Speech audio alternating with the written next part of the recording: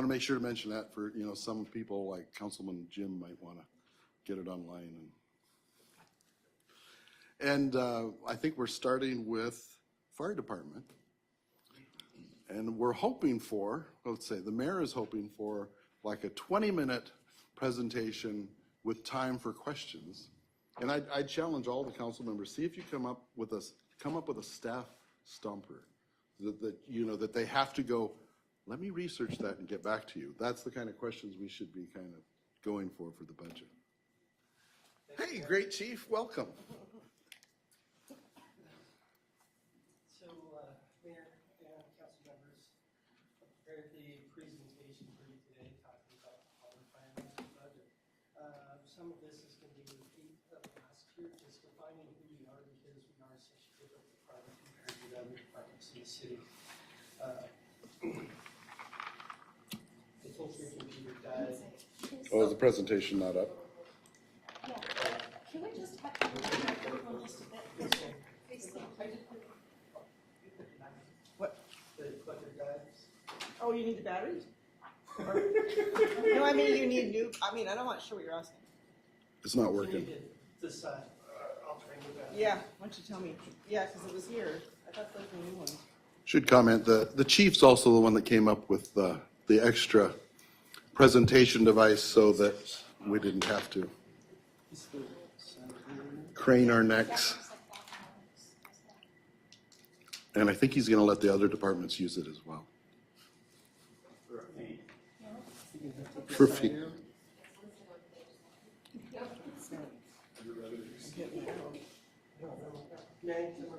Yes, please. It was worked before. Yeah. All right, it's gonna let you in. Have at it. Does it work?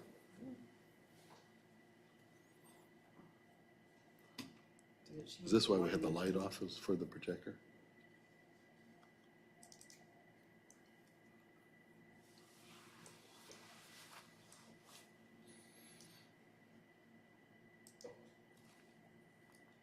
There we go. Okay. No, So I'm not touching look it. at that. Just go. And he has his clicker. Let's see, this evening, don't set it up ahead of time. So Palmer Fire and Rescue currently consists of 63 people, 4 of which are full-time. We have 59 paid-on-call volunteers. The mission, this is our mission statement. This is our definition. This is definition of Palmer Fire and Rescue, what you've charged us to do. It states, we, the members of the City of Palmer Fire and Rescue, dedicate our efforts to ensure the safety and welfare of the public through preservation of life, property, and the environment. Our trained professionals perform this service in an efficient and cost-effective manner. That's who we are. That's everything we are about. Our vision basically talks that we're going to continue on ever striving to learn, ever striving to do more. We want to be a model to the other departments throughout the state, and we want to be the pride of the community. So it's vision statement is something that we're always striving to. We never reach, but we're going to keep striving towards that. And then our core values. This is something we're very proud of. We came years ago: excellence, professionalism, integrity.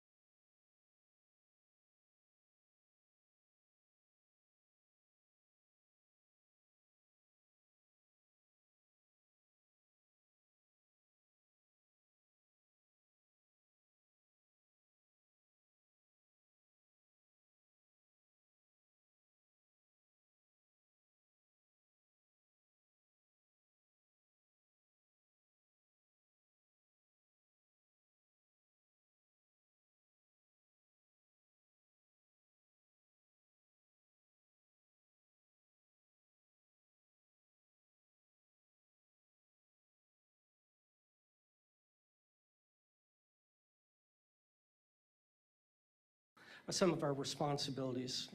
Our fire response area is everything in the peach and the gray. The gray there is the city of Palmer.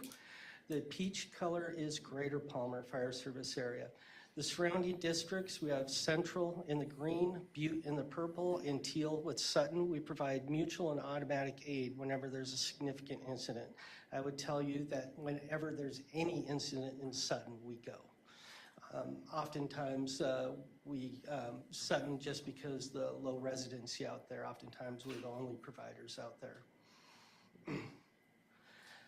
This is a map I created because there is no such map. This is a rescue response area. The rescue response area goes all the way to our rescue response area. It goes all the way to the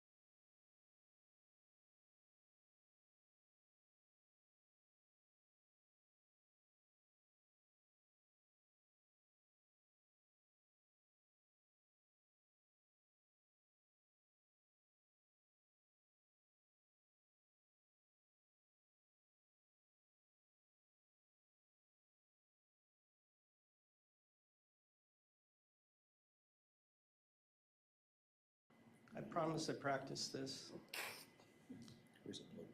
Yeah, I don't, because you're up there, so you can only arrow over and it's not.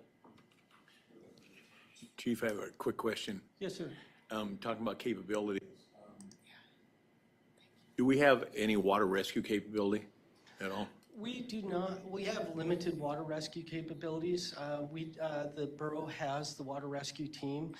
Officially, the fire departments in the borough have fire responsibilities and some rescue responsibilities. The rescue responsibilities belong to the borough, not the individual fire departments. Yes. Thank you for the assist up there. This is the magic formula. So whatever budget you approve, we subtract out those 3 line items, and then currently we subtract out $50,000, and that's because that's the rescue contract. We divide that by half, and that's what the Greater Palmer pays, fire service area. The remainder of that, the city pays. Subtract the $50,000, which comes from the borough.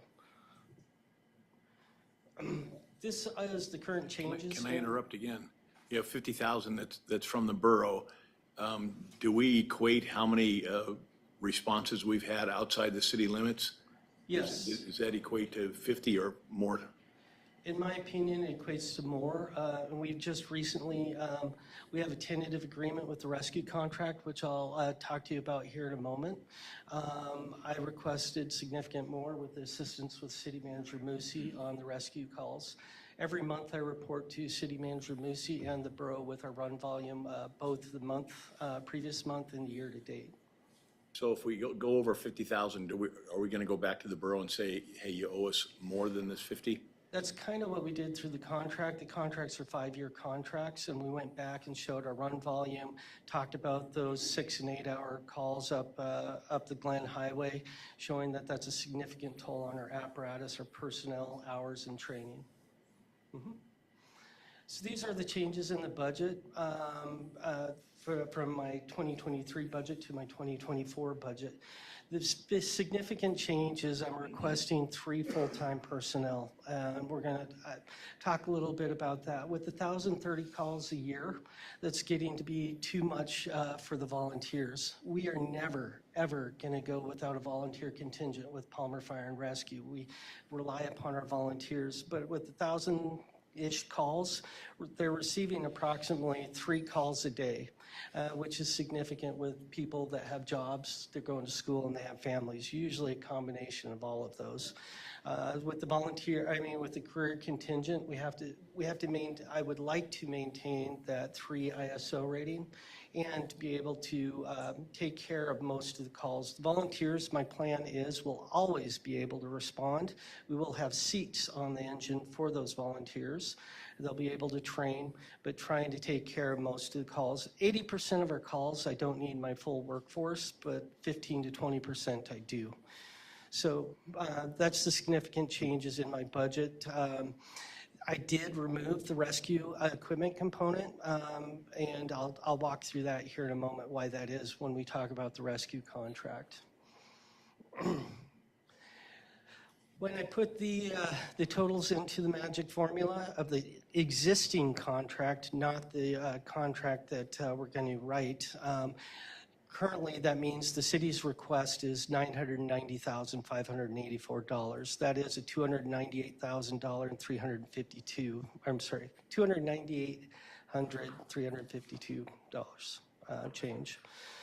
Request. The borough will be, well, I should say Greater Consolidated Palmer is being requested to pay $925,000, and then the rescue contract is going to be approximately $100,000. I'll get to that in a moment with the tentative rescue agreement.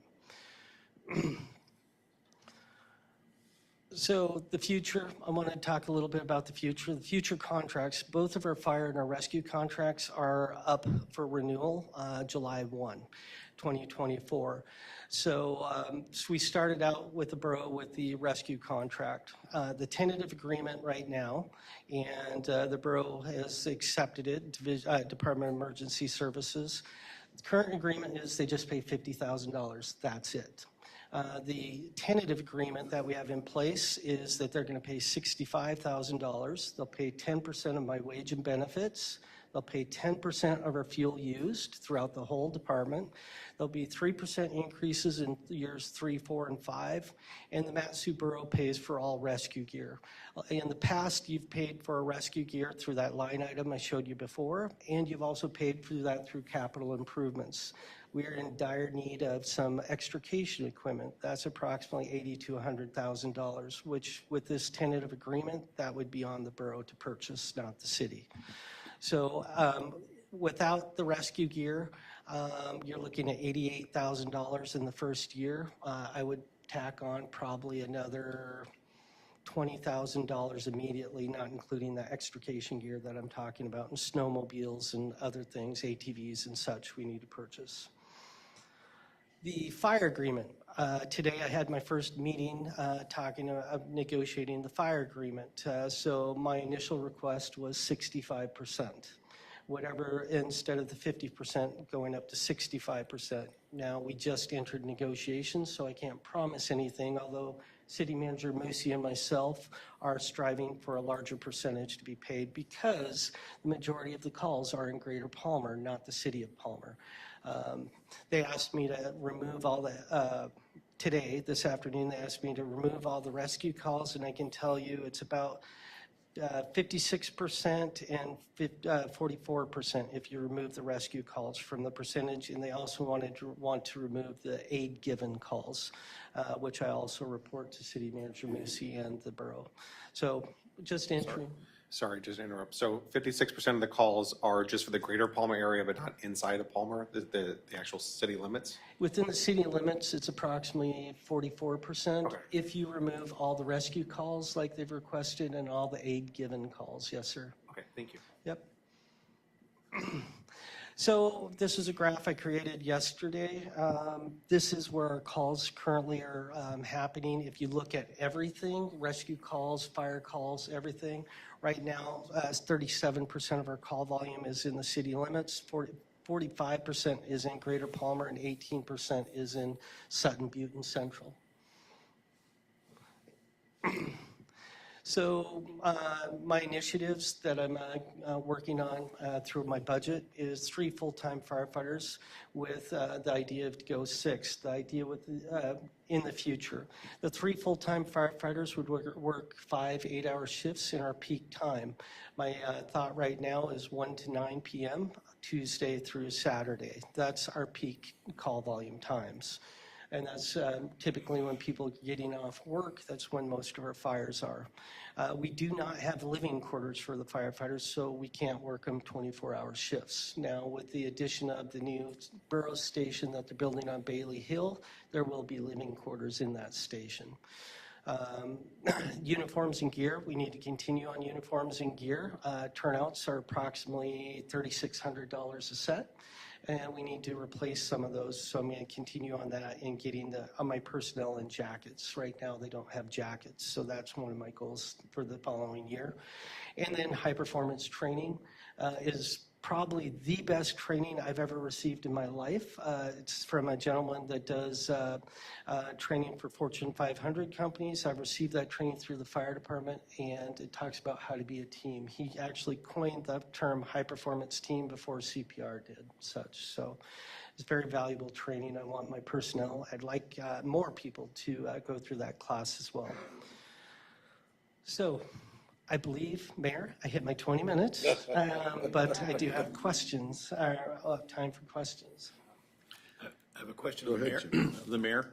Are we going to, at a future date, go with the city manager and or the finance director on line-by-line items, or how do you want to go through that? Well, the idea is to have departments kind of present. One of my things I would probably challenge, if you've got some specific questions, to set up time with the manager and whatever department head to sit down and go through specifics. I'm not planning to go line item by line item, but if there's something. Well, some of my questions are generic throughout different departments.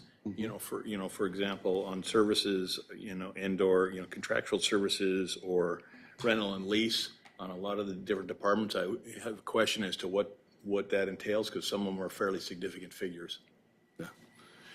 Well, and part of the goal of tonight was to have the presentations for the departments. We're meeting again on the 24th. I've kind of set aside the 7th of November as a potential special meeting, just kind of seeing how things go and, how the council wants to move forward on this. Thank you.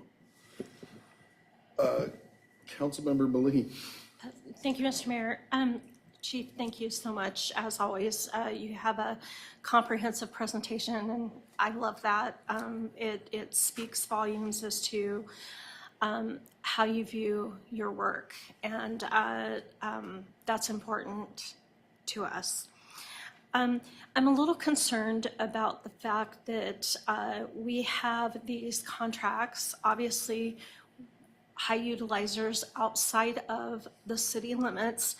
Do you feel like that's kind of a fair market value of what you're proposing for the future state of that contract? Because I kind of feel like, wow, I didn't know it was so little of a contract really for the outcome, on behalf of the borough. So the rescue contract, I feel that we did very well this time.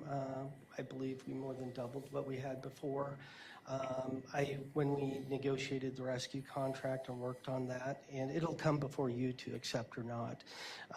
But I took my call volumes and where the call volumes were. It's something that I started doing when I got here was differentiating where the calls were. Before that, we did not. We reported all rescue calls within the city limits, so I couldn't say, well, borough, these are yours and these are ours. But rescue actually belongs, no matter where, belongs with the borough. So I feel confident and comfortable with the rescue contract, and I actually, with my meeting today with Director Ken Barkley and Deputy Director Brian Davis, I felt very comfortable with my presentation to them and my ask. Now, I will tell you, I've been working on it for about 2 years now, telling them I'm going to come at you for more. And City Manager Musi has helped me also stating that. So our desire is to go for more. And I feel extreme loyalty to all of you in the city of Palmer, but I also feel equal loyalty to Greater Palmer. So I want to be fair with both. And so I believe my presentation, my proposal today is fair to both. Councilman Tudor. Thank you, Mr. Mayor. I got some kind of tough questions here. So I just wanted to find out, so I know a lot of this increase of the $255,000 is for the 3 full-time staff. Is there like a normal metric used by fire departments on how much full-time staff they need based on call volume, or even like converting from just a volunteer fire department to one with full-time staff? I'm just trying to justify it just because, I mean, looking from 2020, there's been a really large increase in the expenditures. And I just want to make sure that we can explain to people why this is. Absolutely. There's a few reasons for that, Councilmember Tudor. I believe the fire department was falling behind on several different fronts when I got here, apparatus, equipment, personnel. We've increased our volunteer personnel. When I came here, we had a little less than 50, and now we have 63. Additionally, just a lot of the maintenance on the buildings was going downhill, and we've been working on taking care of our buildings and such. There are a couple formulas out there. They're hard to find. ICMA is probably the most stringent. ICMA, probably the most liberal with firefighters would be the IFF. They both state there's no real concrete answers there. When do you need career staff and when do you not? But pretty much my studies through both of them state that we need some personnel. It really comes down to getting that fire apparatus or the rescue apparatus out the door when you have that emergency, and the minutes do count. So I can tell you, now we've done better. But I have responded to a structure fire by myself in my pickup truck. And despite 3 toneouts, my personnel were tired, and I got 1 firefighter with 1 fire engine. And that's where you get the career staff. That's an extra insurance of, no, someone is going to respond. The reason I'm asking for 3 is because that'll mean no matter what, 2 will be on, with hopefully filling those other seats with volunteers. I've talked with my volunteers about starting to mandate some days a month they have to work to fill those seats, and then that allows one of the career staff to be on leave any given day. Now, my goal is to have one of those be an officer, a supervisor, with 2 firefighters underneath of them. Someone has to be in charge. So, And is the training that you're proposing to do next year, is that dramatically different than the training you've done previously? yes. So yes and no. I've preached and preached and preached the high performance training, and I believe, and I think if you talk to my personnel, they've said that it's definitely had an effect. But I think you can say things so much, and pretty soon you have to hear it from a different voice. They go into a lot more, the instructor does, personality profiles and how to work with one another, which volunteer contingent, there's some strife sometimes, but how to talk to one another, how to drop rocks, forgive, stuff like that. Yeah. Well, I just wanted to commend you for your leadership with that. I mean, none of us want any firefighters to get hurt, and you're doing an excellent job with that, and especially that you came to us and said, hey, I'm also looking to renegotiate the borough contract to make that more equitable and fair for the city of Palmer. I think it shows a lot of just initiative, and I just want to say thank you for doing that. Well, thank you. Councilman Best. Thank you, Mr. Mayor. I'm going to change it up a little bit. First off, I'd like to say that I appreciate the firefighters, the volunteers, full-time pay, all of you all. The road miles and amount of space that you have to cover is astronomical, really. If you really look at those maps and understand how long it takes to get to some of those areas. With that is the responsibility to, within the borough, about providing emergency services. Palmer, the city, and our employees have always done more with less, in my opinion. You look at the facilities, we've got some of the oldest facilities. Equipment, we're running some of the older equipment. You look at the other fire service areas, and well, I'll be darned, they've got brand-new facilities with places to stay and new trucks and all kinds of good stuff. But yet when we come time to negotiate our contracts, we're still not getting the amount of money that it takes for us to be able to provide the services and stand on the same ground or footwork where the other firefighters are.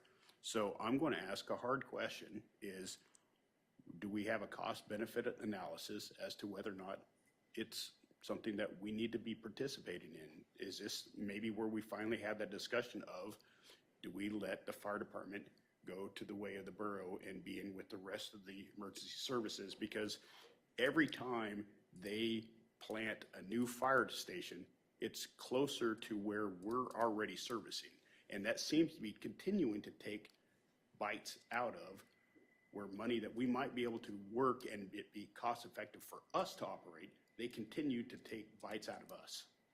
And this is something that hasn't been in the last 3 years, it's been for the last 20 years. We've seen the encroachment of those fire service areas on the areas that Palmer is doing where we can at least be efficient and cost effective.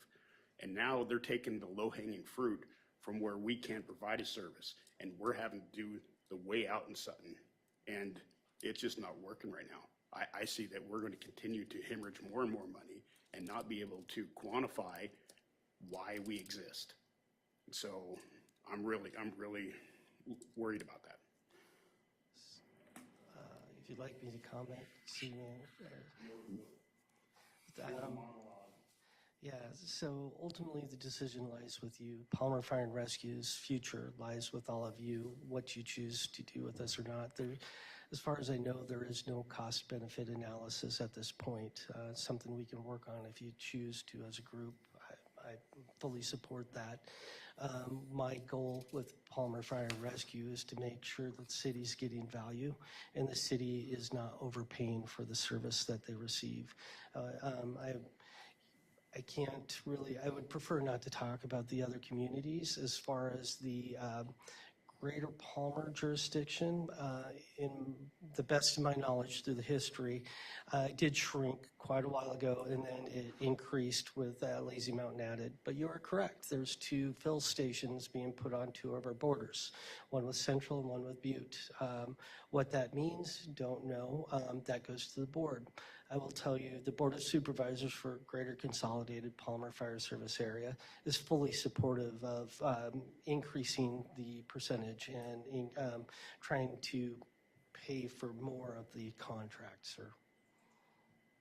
And I would also state with my meeting today that Deputy Director Davis and Director Barkley were also supportive of that. Now, what that amount is, it happens through negotiations, and then you approve and the assembly approves.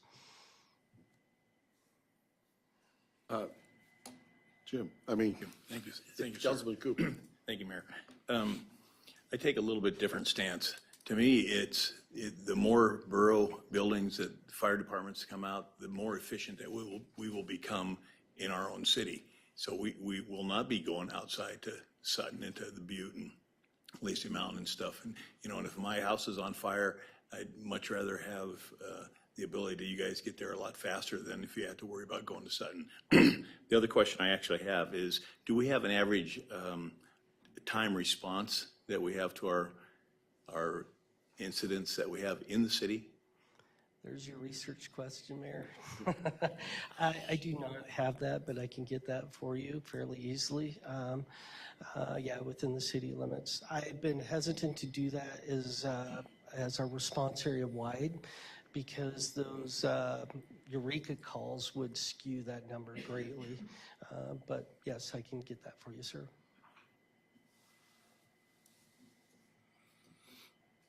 Council have any other questions for him at this point? Thank you, Chief. Thank you. I'm sure we'll see more of you. Next, we have Public Works. One of the disadvantages of being a deputy is sometimes you get called on. My understanding is your boss is Yes, I'm, out of state, maybe? I am filling in obviously for Jude Billifer, who is away with his sick parents, so anyway, we'll muddle through this. And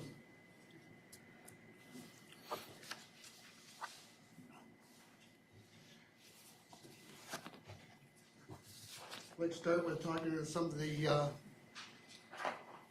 things that happened last year, obviously with our windstorm and stuff like that. You'll see in our budget where we've actually maxed out a lot of our fuel and equipment and hours and stuff like that in various departments.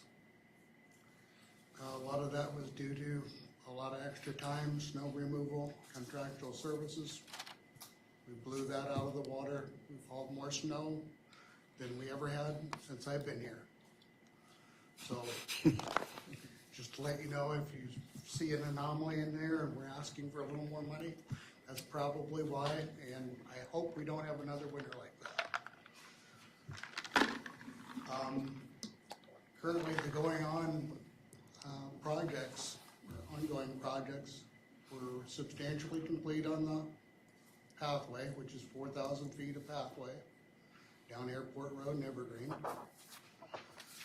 We're on schedule to finish the installation and redoing the outside sheeting at Reservoir 4. Substantial completion on that is November 15th. So we're just gonna make it hopefully before the wind comes up. And currently we're working out there with the Palmer Airport on the new taxiway. Their substantial completion is pushed back to November 8th. Then final completion will be next year, July 30th, I believe, or June 30th, excuse me, next year. We have secured, obviously, the funding you approved for Bogard, so HDL is working on the new booster station drawings as we speak. We want to get that out to bid here this winter. Hopefully we'll get a lot better prices having a wintertime bids. We were able to get rid of, with you guys' help and funding, we were able to get rid of 7 old pieces of equipment this year, ranging from the 1960s. So that was kind of nice. Got rid of 7. Last one left today. We waved as it left the yard, so that was very good. And we do thank you for all the help on getting some new equipment. We're eager to try it out. Anyway. Public Works has 18 full-time employees. We're a few short with equipment operators and wastewater people and stuff like that, but hopefully we'll get them filled in. We have a couple candidates, so hopefully we can get them filled in here before winter, and we'll work into our snow season as always.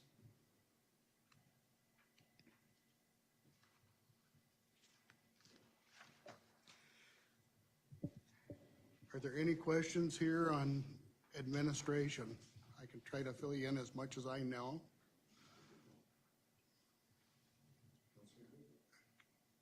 This is probably just a question for the finance director, and, but we had talked about the first 3 quarters, where we are actual versus the 2023 budget. And that question will go throughout all the different departments to see where are we compared to what the budget was? If we're, are we way short, and then why would we be way high at the 2024 budget?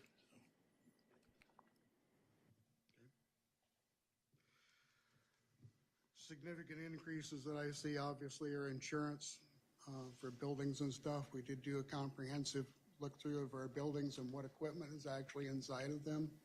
So we got those brought up to snuff. That was a substantial increase, and also office equipment had extra increase in there. It's gonna be obviously for computer upgrades and a new scanning system, so you can scan in some drawings, get them digitized.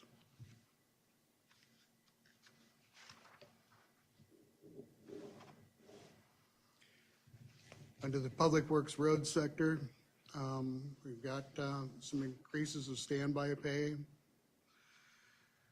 Also have increases in contractual services. Again, that bid out here last year, it was a little more than previous years. In addition, all the snow hauling extra that we did were a bit over budget there, but again, I'm trying to take a best guess what that would be. We've added 20,000 to that. We did decrease the repair and maintenance roads budgets by 20,000.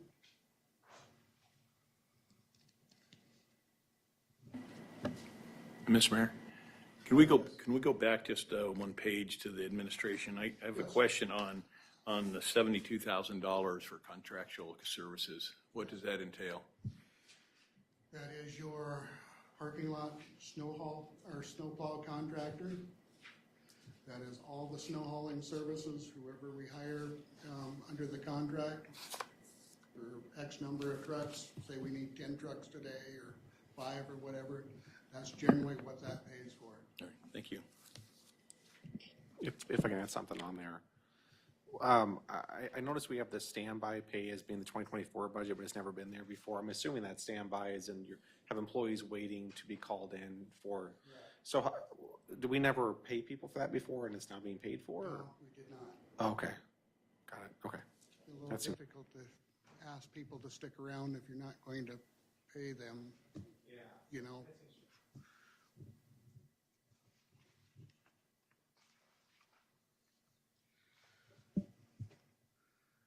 Engineering, we did not change anything in that. We did not change anything in the street light. Sorry. This is back to the roads expenditures. There's a $85,000 for painting. I guess I'm just questioning, how many roads did we actually paint this year? Did we actually spend $85,000 in paint? We painted in yellow lines alone, we painted 12 miles of yellow lines. That's 2 yellow lines. Painted 4 miles of white lines. I've got 6,000 linear feet of stop bars and crosswalks, 41 turn arrows. We did 3 miles of yellow curb and gutter. So quite a bit. Yep, all right. And so another question on the same page is on Christmas decorations. Do you buy Christmas decorations every year or do we reuse or? We reuse a lot. We had a lot of damage from the windstorm, which we brought in, re-welded, re-bulbed, and got them ready. We get them ready. Every time we take them down, we try to get them all ready to go for next year. So for the most part, other than the small tree lights, like across from Vagabond Blues and stuff like that, those we purchased. And obviously there are some contractual lights that are hung on City Hall and Pavilion and stuff like that, but most of them are all reused. Thank you.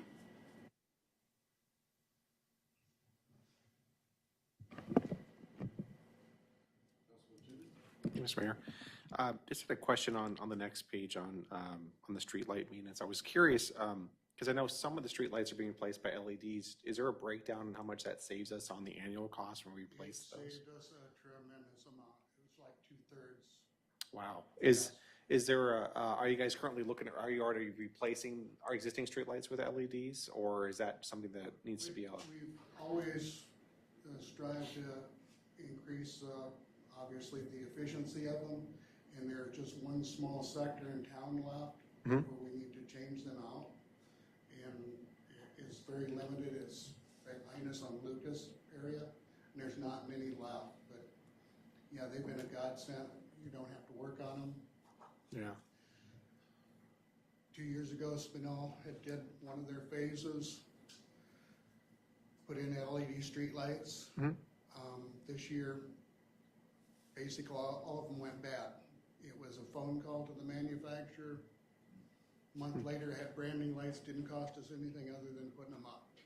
They have a great warranty period, 10 years, so as long as we follow their direction and So the 115,000 for this year, for example, for power, does that also include the cost to replace some of the lights that were being replaced this year, or is that just for part power? of that's repair and maintenance, that would be some light heads.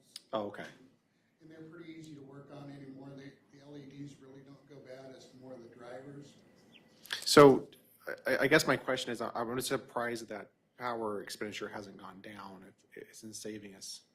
Power expense has not gone down, but we have gained so many subdivisions with streetlights. Oh, gotcha. And So we just been increasing the number of streetlights to make up for it. increasing Okay. exponentially, you know. Yeah, that makes It's sense. not many a year, it's, 10 or 15 a year, and Yeah. last year it was Green Acres and Cedar Park, Yeah, okay. No, that makes sense. That's what it, just wasn't sure about that, Yeah, so. you're coming up, but you're also gaining quite a few streetlights. Yeah, which is always good. Streetlights are great. Thank you. Deputy Mayor Anzalati. Thank you, Mr. Mayor.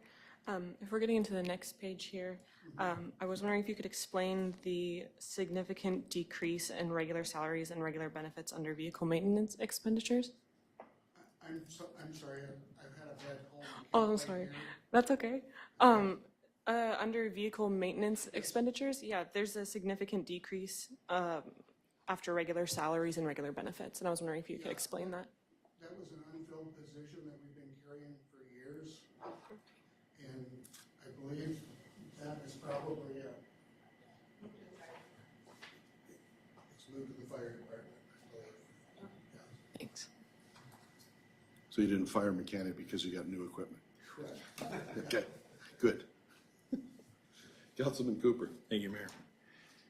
I know these are kind of just generic questions, but under, you have vehicle supplies, police vehicle supplies, library. Why are they not listed under the library and the police if they're in fact supplies for that different department? And then the next thing, why not we have vehicle supplies for community development or vehicle supplies for everybody else that you guys take care of? I don't know the exact reason for the breakdown, obviously. I can, certainly address this. We have one mechanic, and to have each department budget and control that budget for the mechanic is just too cumbersome. It's not an extraordinary expense for that. Like Greg said, we have been trying since I've been here to get a second mechanic. And we'll talk about that later on why, but it has to do with, attraction and funds to do so. So yes, in a perfect world, would there be an accounting of each of those? It just, it just doesn't make a whole lot of sense. We also too, like IT expenses for each department. Not everything is included in each budget, and it is for convenience and I'm going to say speed. It's not a huge item that I think overall does not make a big impression for the public, and I don't feel it's really concealing any significant expense for operation. You.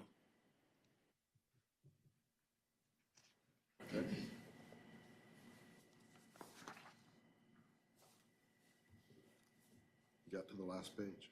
The Parks and Rec budget's pretty much the same. We added a little bit more for some operating supplies. We need some more picnic tables, and we need some more trash bins and stuff. Try to get away from these 55-gallon barrels. We've been adding a few each year. Any other council questions for Greg? Well, thank you, sir. Okay, thank you. No hard questions he can take back to his boss and say, here, your problem. Hopefully he'll be back soon. It wasn't a fun trip, so. No. No, community development.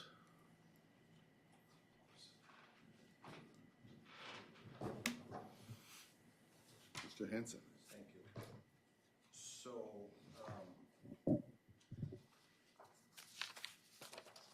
Community Development Department starts on page 25.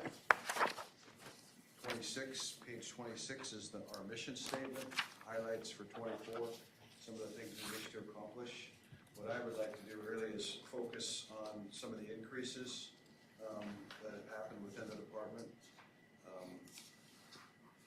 MVP transportation, that's the first time that line item has been on within this budget. 6073, that's roughly $30,000, so that's a new expense.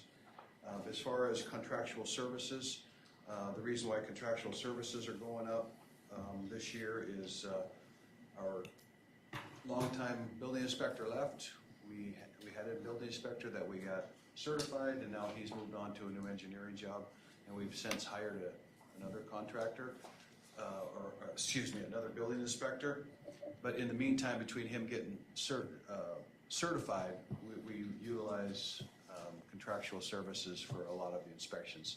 There's about 3 or 4 different professional building inspectors around town that we use for commercial. We use exclusively Owens Inspection for all commercial contracts within.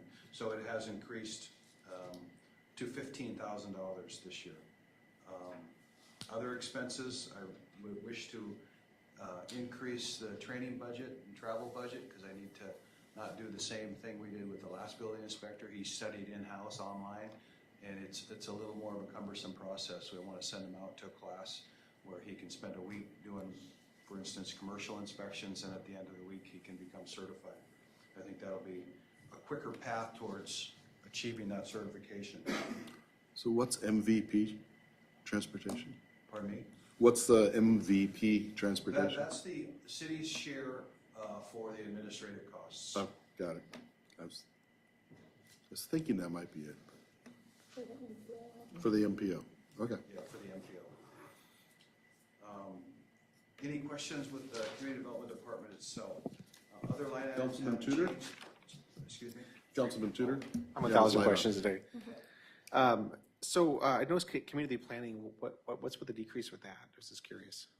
The reason for the decrease in that is mainly there was some leftover money from the railroad right-of-way discussion. Yeah. And so that money is not getting transferred over. The budget has typically been about $15,000 a year, of which we don't typically use it unless there's some special project. So it's decreased by $12,000. Okay. Thank you. Mr. Mayor. Councilwoman Malik. Yes, thank you, Mr. Mayor. So just real quickly, it looks like we have an increase for insurance. Did we acquire something new that we had to, I mean, that's kind of a, Overall across the board insurance increase for the year. okay. I think it Were we underinsured on something? 38% across the board. Ouch. Yeah, so every department got the same ding, Wow. fortunately. All right. Yeah, so 12 grand more, Thank you. yeah. The next page is Tourist Center Depot. Increases here to contractual services are basically to increase the amount of janitorial that we have contracted on weekends. Friday Fling creates quite a burden for the downtown bathroom, and we need to increase that number to be better handle the volume that happens. Repair and maintenance, that went up slightly, and that is a result of increased activity at the bathrooms, both positive and negative activities. And so we just need to spend a little more money down on, we've had to spend a little more money down on both the bathroom and the visitor information center to handle the volume.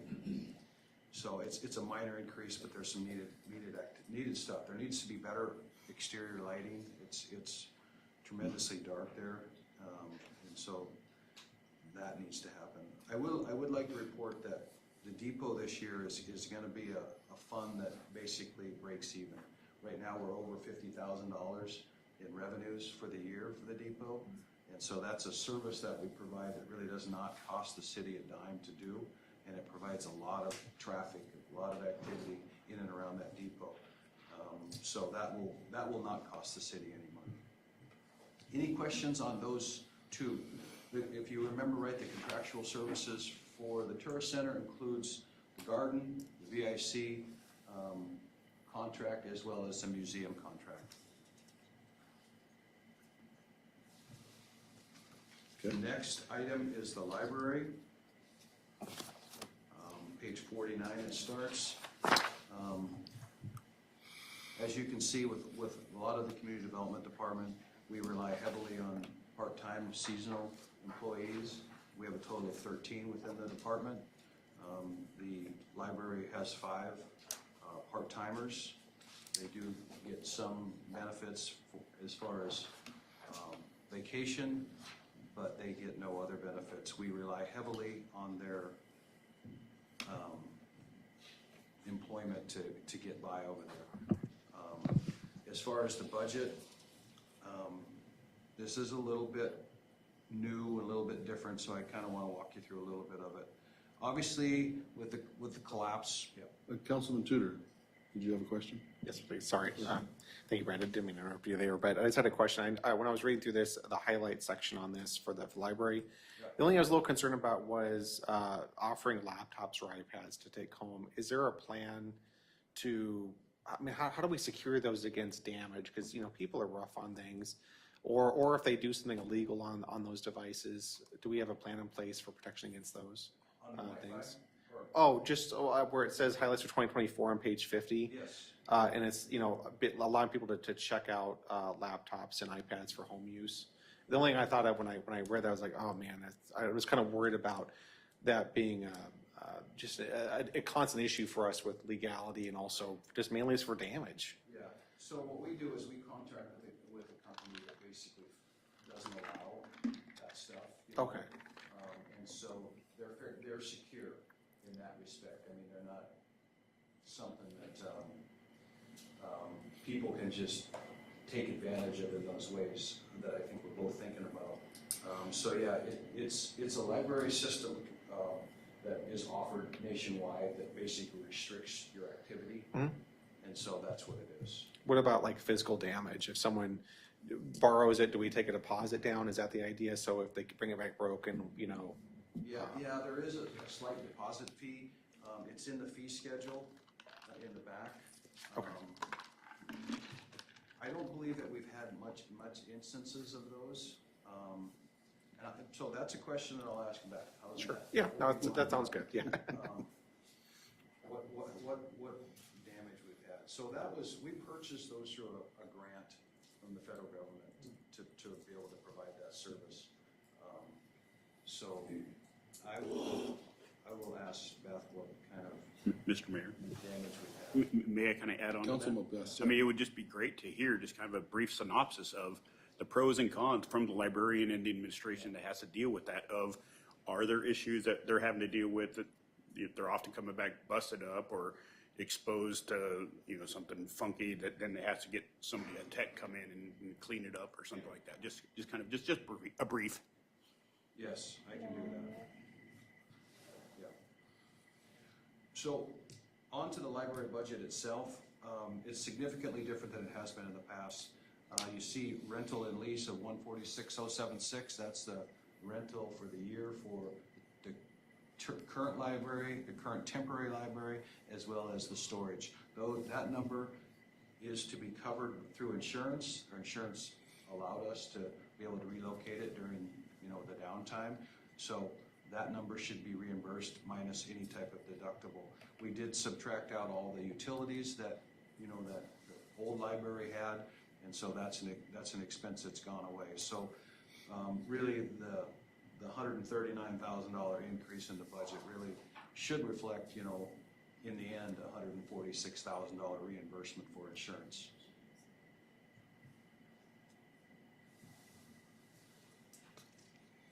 Any questions? Deputy on- Mayor Anzalati. Thank you, Mr. Mayor. So I'm correct in assuming that by seeing that the power, heat, and all that is turned off at the old building, that there's nothing really being done to maintain it? It's just sitting there all winter? It's completely shut off. The sewer, the power and water, the Right. gas, the electric, everything's shut off. The only byproduct problem with that is the parking lot at the depot is not lit. And it provides a pretty good source of light downtown for that quad area, for spilling over into the visitor information center. And so it's a real dark spot. But yes, it's all shut down.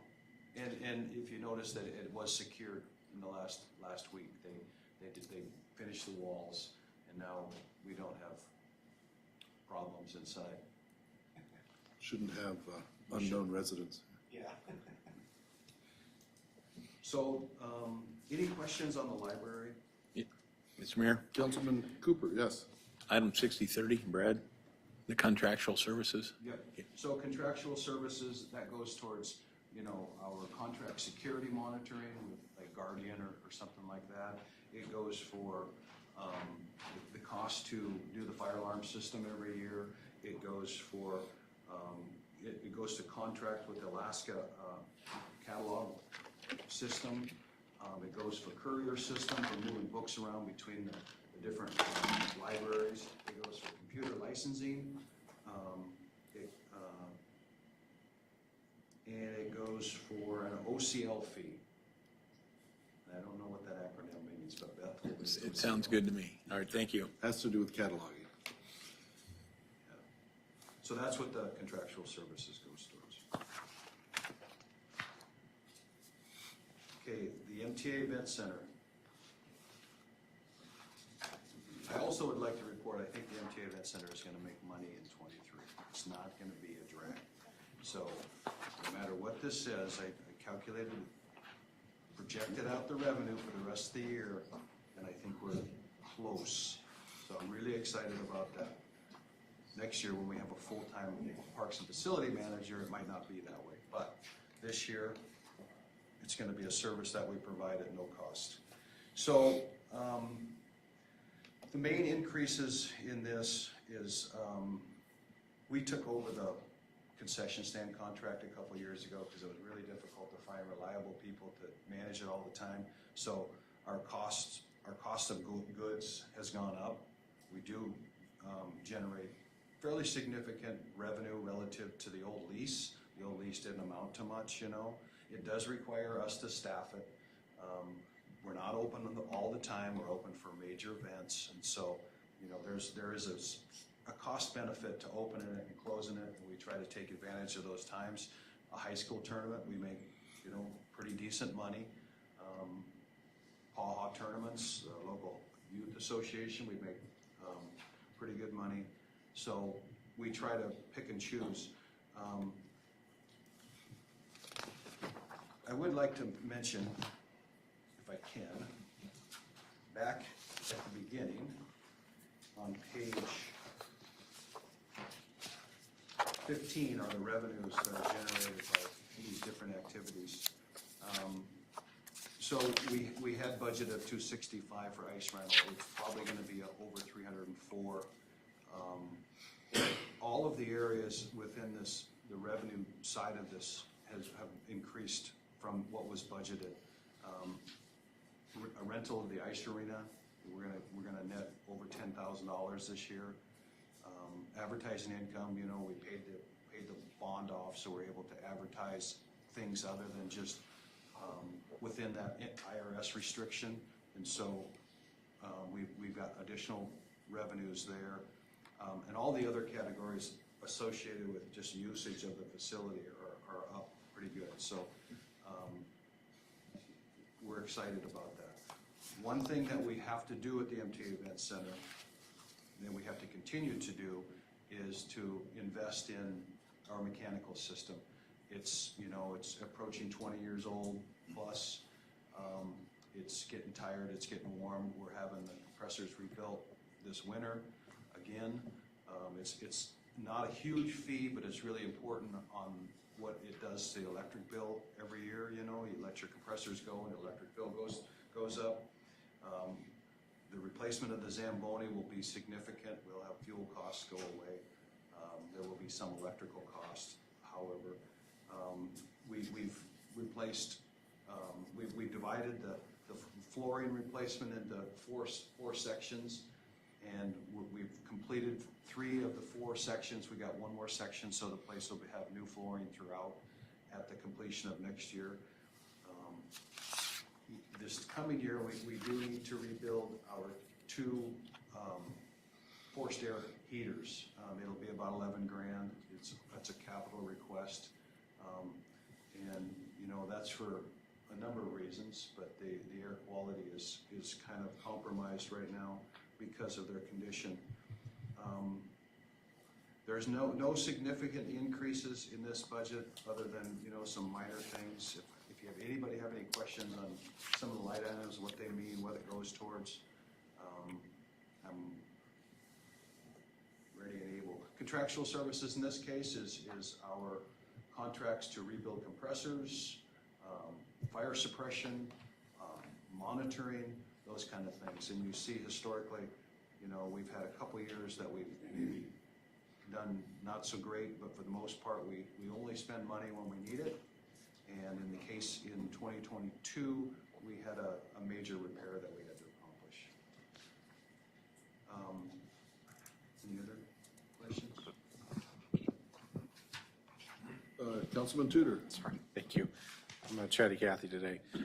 So with the, just to make sure I got this right, so the MTA Event Center brought in is estimated to bring in $369,700, but the total cost is $528,612. Yeah. Is that right? If you look at actual numbers, where we are, where we will be, Yeah. I think it's important to recognize that, you know, we never, we are under our budget by 20%. Oh, okay. And so, last year, okay, look at the actuals. Sure. The actuals in 22, 21, and 20, the actual costs, if you take out The bond. the bond, is 435, 433 in 21, and, you know, similar number in 20. So I anticipate that this 509 will be in the neighborhood no more than 435, but because we didn't have a parks and facility manager for 6 months, it's gonna be even farther down than that. All of the major expenses like electrical is our biggest expense other than, you know, payroll. It's on target to be, you know, a $94,000 bill rather than 100 or 110 or 120 like it's been in the past. And that's because we're really minding our compressors. We're really taking care of the compressors to be able to operate efficiently. We also, you know, are conscious of what the ice temp is because and the ice condition. If you know, if you have 2 inches, 3 inches of ice, you know, it's way more expensive to cool than if you're down at 1 inch when you're supposed to be. So we pay good attention to the ice. We take care of the compressors, and so it keeps the electric bill down. Are you saying like a waiting list to rent out the facility, or is there a lot of days when, you know, it could be rented out, but it's not for? I know events are just part of it, but I was just curious what the utilization is for it. So the MTA Event Center from about September 1st through April 15th-ish, Okay. in that time frame, is pretty much rented, especially during the prime time. Okay. The association has grown to the point where they're demanding off-prime ice because of the size of them. You know, kids got to go practice at 7 a.m. sure. now. They got to go practice at 9 p.m. And so that makes it a lot more fluid, or a lot more profitable that way for the rink. We receive a lot more revenue. In the off-season, we've made a conscious effort to market it to other events. This last year, we had a couple wrestling tournaments. We had car show. Car show is a freebie on the city, which I think it provides good revenues. In the past, we've had funerals there. We've had weddings there. We've had, you know, all sorts of activities, and we reduced the rates, I think last year for dry floor, down to where it's a venue that people can really use as an alternative to like a Raven Hall or some of the other ones. Yeah. And so we've gotten more activity that way. And I'm sorry, just to go back. So you're expecting us to have made how much on the MTA Event Center this year, like estimated? Income? Yeah, as far as income, Oh, Pure revenue. so we're gonna have ice revenues of, over 300,000. Okay. And we're gonna have, other revenues are going to, it's gonna be about, 370, I think. Or for revenues from other activities besides the ice rental? No, well, Oh, the total. other things that we do. Okay. Ice skate sharpening, arena rental, that includes the MTA Event Center naming, other advertising that we do, so it'll be in that area. Okay. Thank you, Brad. Councilwoman Maline? Thank you, Mr. Mayor. You mentioned that there were 2 forced air heaters. You're saying that that probably most likely isn't for another year or 2 out for these, but No. that they need to be It'll be a capital replacement this year. this It's a year. request. Okay. Okay. And we Got it. have the guys lined up, we just didn't have the money to be able Okay. to do it. It's a local company that can build those, and then we're just gonna have the guts replaced. We're not gonna Got have it. the whole units replaced. Okay. Greg knows the real term. Councilman Best? Thank you, Mr. Mayor.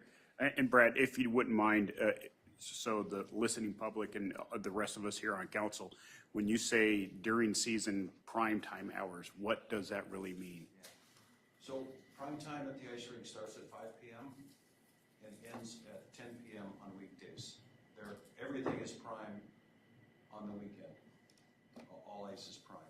So if you're practicing at 7 a.m., like my little hockey team they did the other day, you're paying a reduced fee. And the enticement is it's hard to rent those outside the prime times, but it's an enticement for people to come use it. Mr. Mayor, if I may Yeah. continue. And thank Follow you, Brad, for that. And what I was really wanting to showcase to everybody is 5 a.m. to 10 p.m. That's our Did I say a.m.? 5 a.m. 5 5 p.m. p.m., sorry. 5 5 p.m. 5 p.m. If I said a.m., I was gonna say, that's a major problem. whoa. PM. Yeah. Yeah. So I apologize. Councilman Cooper? Mr. Mayor, just a kind of a comment. 20-plus years ago, there was a gentleman I know that used to make ice up by the high school, and I'm wondering if that individual is going to have some outside ice by the MTA Center. We would like to. The problem with outside ice, it's a lot of maintenance. We do have a second Zamboni, which is not very reliable, and you have to have some way to be able to take care of it. Everybody wants the boards around their outside ice, but it's just not practical. It's impossible to plow and every other thing, You just gotta have a pond that people can come practice at. You look at the old Palmer book, and there was a pond over there in the quad area, and that's where 1936 they found their fun. So a pond would be, a pool or a pond would be good for us. Any other questions for Mr. Hanson? I have 2 more. Okay. I'm sorry. So the parks and facilities, it's really the same budget as last year. We take care of all the parks in town, the downtown quad area, the visitor information center, the ball fields, the soccer fields, and the area from the depot down to Fireweed. The biggest request this year is we would like to buy a new mower. We would like to buy a mower that has capabilities of picking up grass. This year was problematic because of the amount of rain and how fast the grass was growing. Plus, we fertilize and we try to do some weed control. And we would be a lot better off, a lot more efficient if we were able to remove the grass. Even like right now, we could suck the leaves off the area in some of these areas, and we could just make it look better. Really proud of the 2 guys that really did the work this year. We really got by with two individuals, and they worked nonstop all summer. We ended up at the end of the season grinding stumps in different parks and different ball field and at the VIC area to make it more suitable for mowing, and so that's going to be a real improvement. Last year, they reclaimed the McKechnie Park. It was, one whole lot was overgrown with cottonwood trees. They cut those, ground the stumps, and so we basically doubled the size of the McKechnie.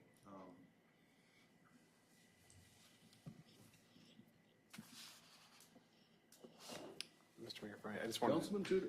I just want to say thank you for working so hard on that park. I remember when I first got into city council, a gentleman brought that to our attention about the graffiti, and you were on that already. You already had seen it, you already worked on it, and I just want to say thank you for taking care of that. When the person came back and tagged it again, you took the trees down and made it not a safe space for someone to hide away Yeah, that was one of the spray main paint. reasons why we cut those trees is because it exposed that wall. Yeah, but I mean, it looks great. It's a lot more open and welcoming, so that was a really good call. Thank you.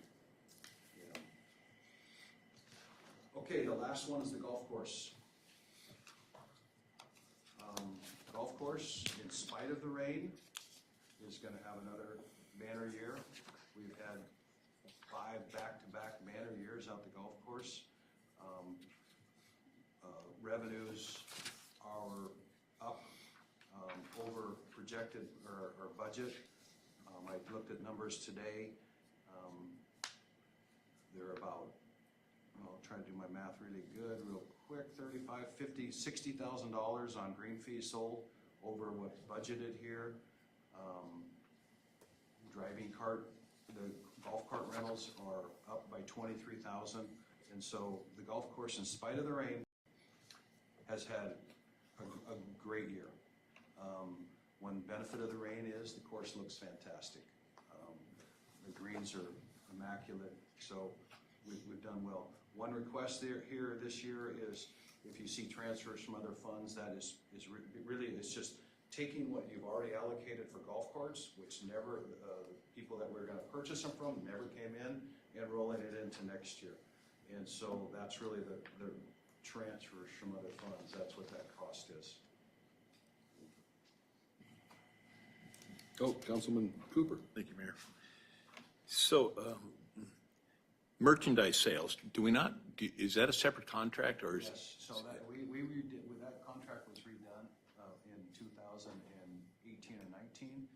And first of all, we had no way to track, what was purchased, what was bought. It was cumbersome in that I think they bought it, we got the money back, and so we split it. We get the revenues from golf, and they manage the golf course, they maintain the golf course, and they have the ability to generate revenues through the merchandise. And that includes the bar area as well? Yes, all the concessions, food, and merchandise sales.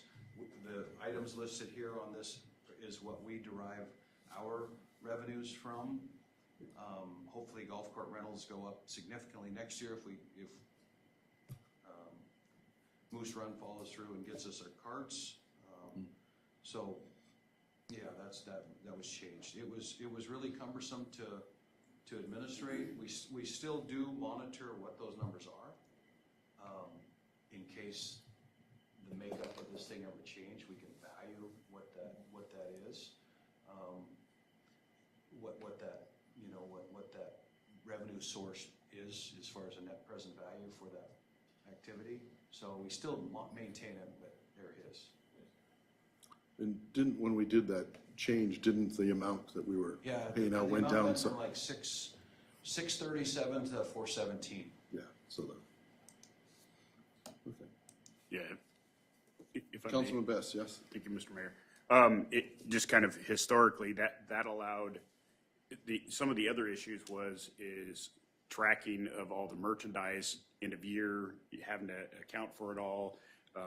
And then also sometimes equipment maybe doesn't sell as well, and then we were kind of getting stuck out there. So this way it puts it right back into the operator's ability to, he can run his specials and it's not anything that we have to worry about, and he can have his risks and get Yeah, the there were so many rewards. things that we could not control with the merchandise, that it was just,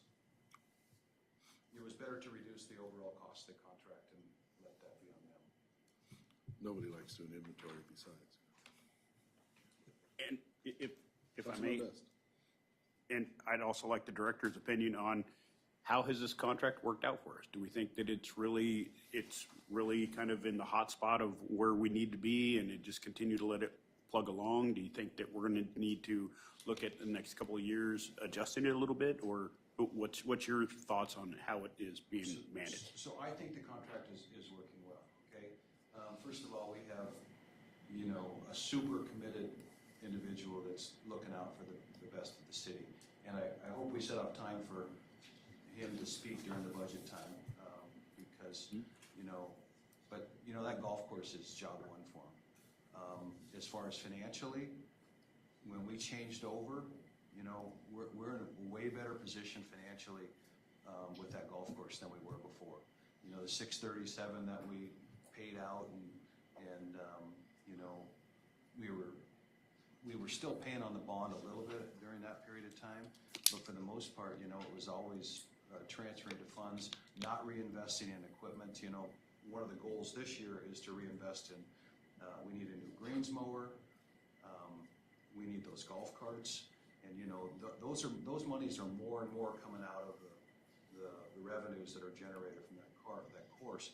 And so, you know, for the most part, the golf course it's a super asset for the city. It generates a lot of talk, it generates a lot of publicity, and so it's a great asset. It does need to be managed. I mean, you know, we need to make sure that whatever George does is pre-approved. We need to make sure that costs are you know, how costs are driven or pre-approved, and you know, he does those things. And so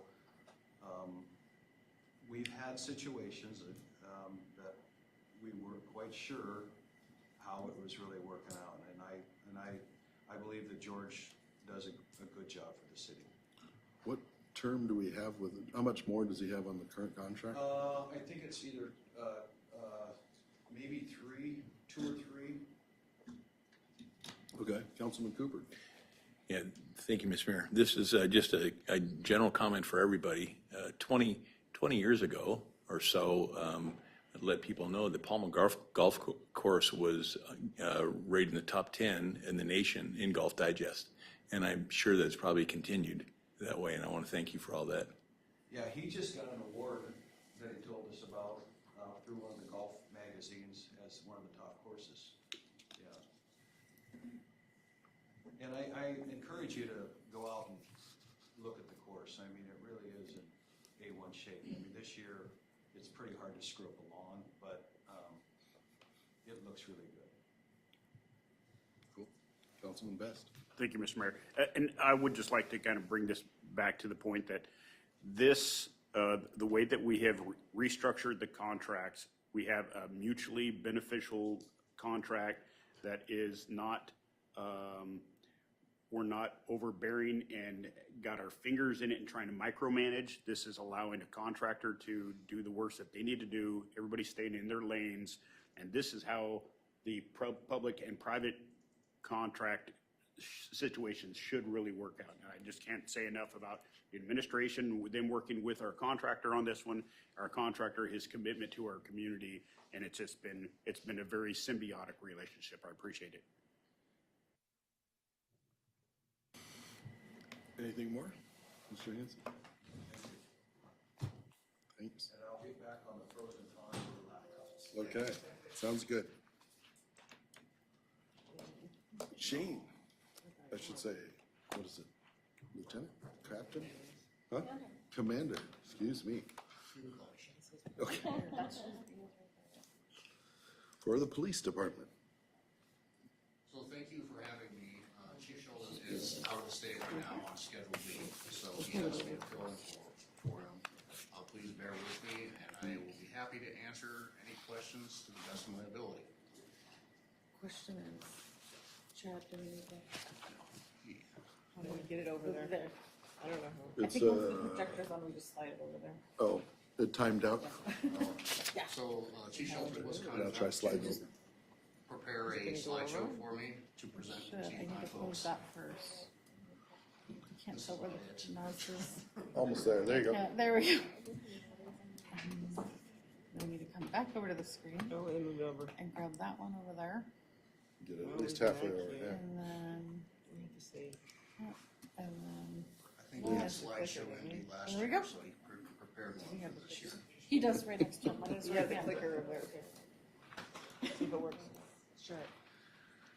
Go ahead, Sarah. So, our budget proposal starts at page 33, if you want to follow along. Our vision statement is that we are responsible for protecting the lives, freedoms, rights, and privacy of the community through the honest enforcement of the law, respect for the public, restraint, humility, and the unwavering pursuit of justice. This year has been a pretty good year for us.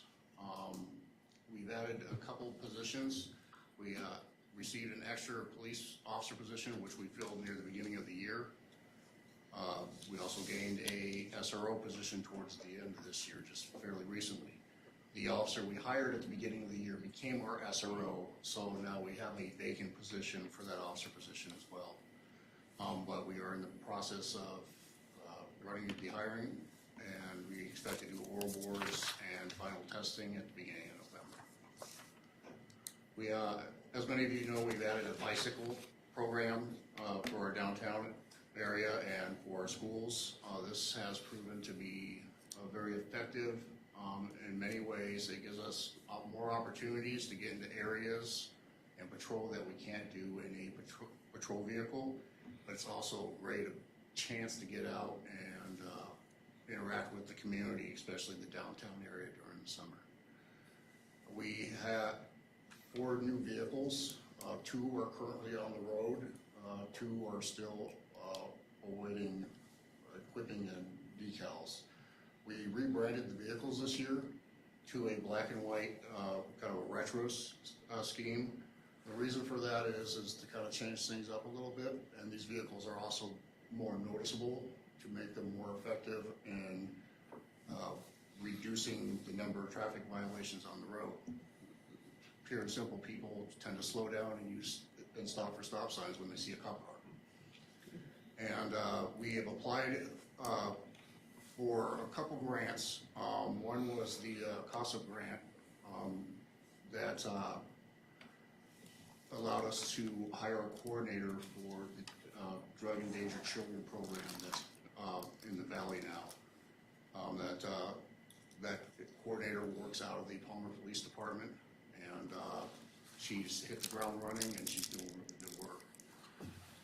We were also able to get a State Homeland Security Program grant to purchase several Kenwood radios to place in our patrol vehicles and our portables that the officers carry.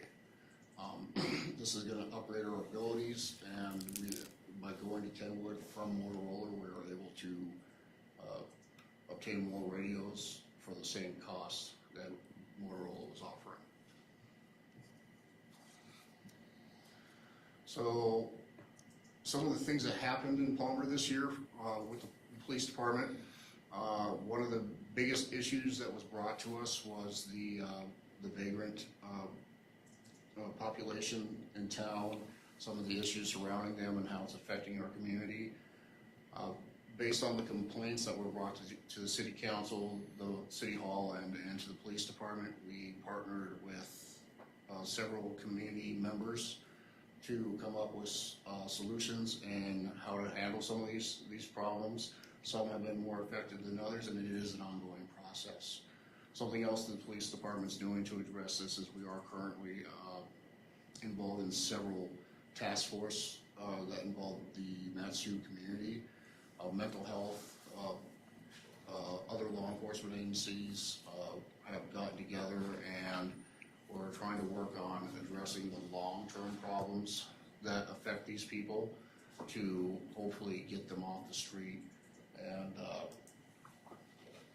not call it because of the problems, for them to get the help and for them not to be causing the problems that affect the rest of our community.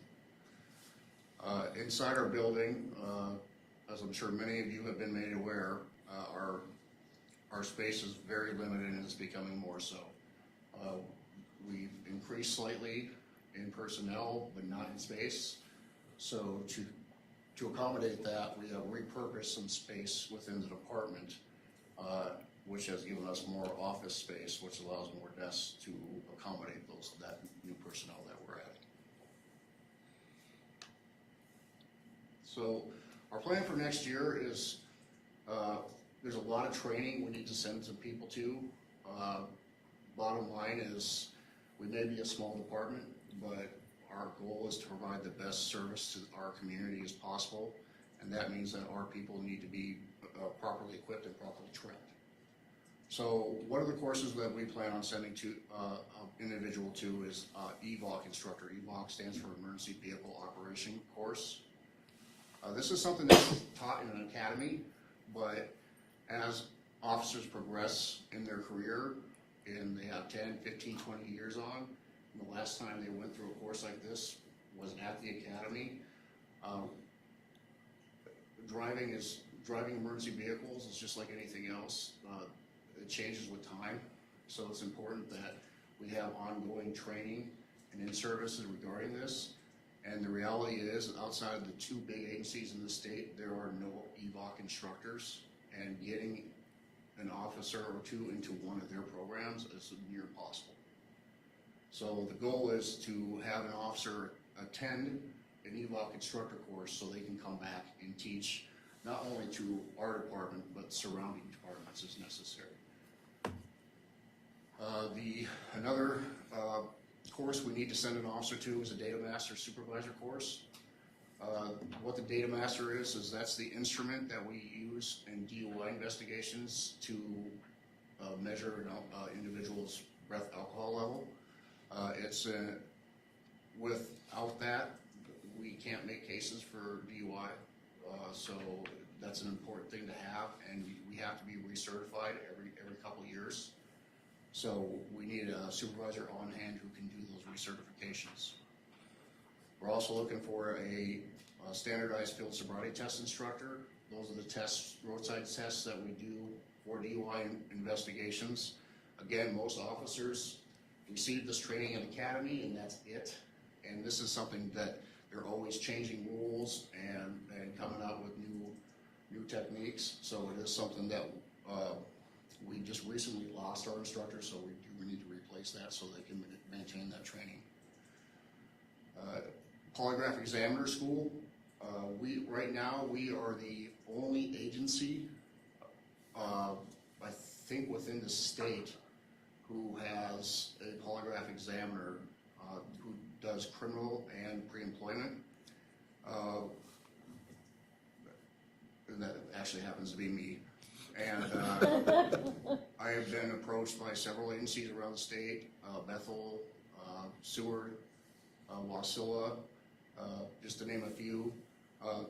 There is a short supply of pre-employment polygraph examiners. Again, a lot of them belong to Anchorage and AST. Anchorage will occasionally do one for another agency, but they don't like to do it. AST straight out will refuse to do them.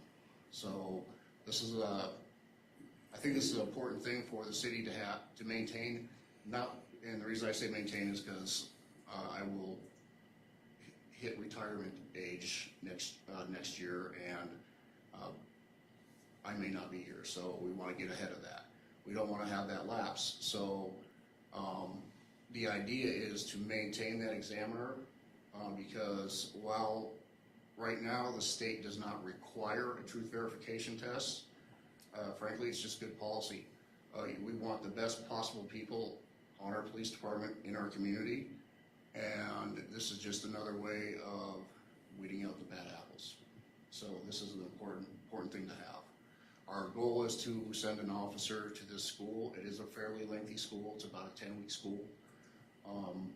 But again, it's personally, I feel this way, and I know the chief does as well, that this is an important thing to have. We also have a couple supervisor schools that we need to send some individuals to. So we hired Sergeant Mooney, or promoted Sergeant Mooney in 2021. And due to staffing and due to cancellations of courses, he has yet to attend a supervisor school. So our plan is to send him to a school. We've also recently had a sergeant leave our department, so we plan on promoting from within the next couple of months. That individual too will need to go to a first-line supervisor school. And then command school, that is it's a secondary supervisor school. There's several in the country. And what we send people to for this is when we're basically preparing them for command level positions.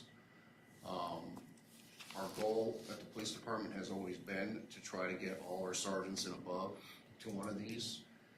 Our intention has been to send Sergeant Luke Zipsky to one for many years. But again, due to staffing and cancellations, that hasn't come to fruition, so we're also planning to send him. We lost our K-9 earlier this year to retirement, and then we just recently lost our handler as well. He was the sergeant that left us.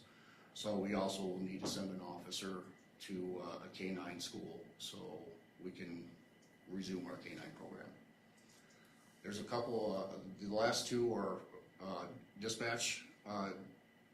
The NENA 911 conference is something we send a dispatcher to every year. This is usually reimbursed through the NENA program though, and the same thing with the dispatch navigator. So these are the big trainings that we're looking at this year. I know I really droned on that one, but I think it's very important. So our intended projects and initiative for this year. As always, we intend to look for grants. We want to identify grants and apply for them, in particular in increasing personnel, which is one of the chief's main goals, in training and of course equipment. A lot of our big equipment purchases in the last several years have been through grants. As always, we want to work with the community and to seek ways to improve our service and basically keep Palmer safe. There's a lot of things that are happening in our community right now that are affecting our community members that frankly didn't exist 10 years ago. So we're having to adapt with the times, and we need to continue to grow as a department to do so. And the chief wanted me to stress this last one. Public safety building. He's been working on this for a couple years now. He really wants to get a new public safety building, and realizing that it's all about the baby steps, he wants to start making some of those initial steps in this next year. So some of the line items that have increased this year, one is the 60-20, the uniforms is the big increase there. We have 2 new officers, and with those new officers, we have to fully equip them. So that raises the price there.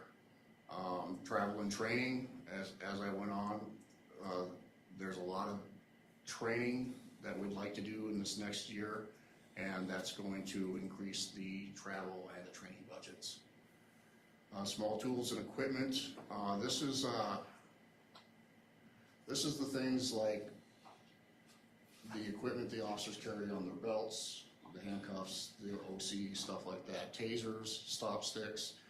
So the tasers have gone away from buying individual units. Now they have gone to basically a contractual kind of a rental. With that though, it comes with services. If something happens with one, they replace it, no questions asked. When we use one of the cartridges, they replace it. So there's some pros and cons to that. The reality is Taser is the primary manufacturer for energy conducting weapons that law enforcement uses, and this is what they've done. So that has caused that to go up a little bit. And ammo prices have gone up, just like almost everything else. So that's increased our budget there as well, because the officers need to be able to train. You know, we expect them to pass qualification courses, they need to be able to train, so we need to be able to provide that ammo. And then the last one, is just, in general, just costs have risen for everything. So, in, budget line 6029 is, that's why there's an increase there.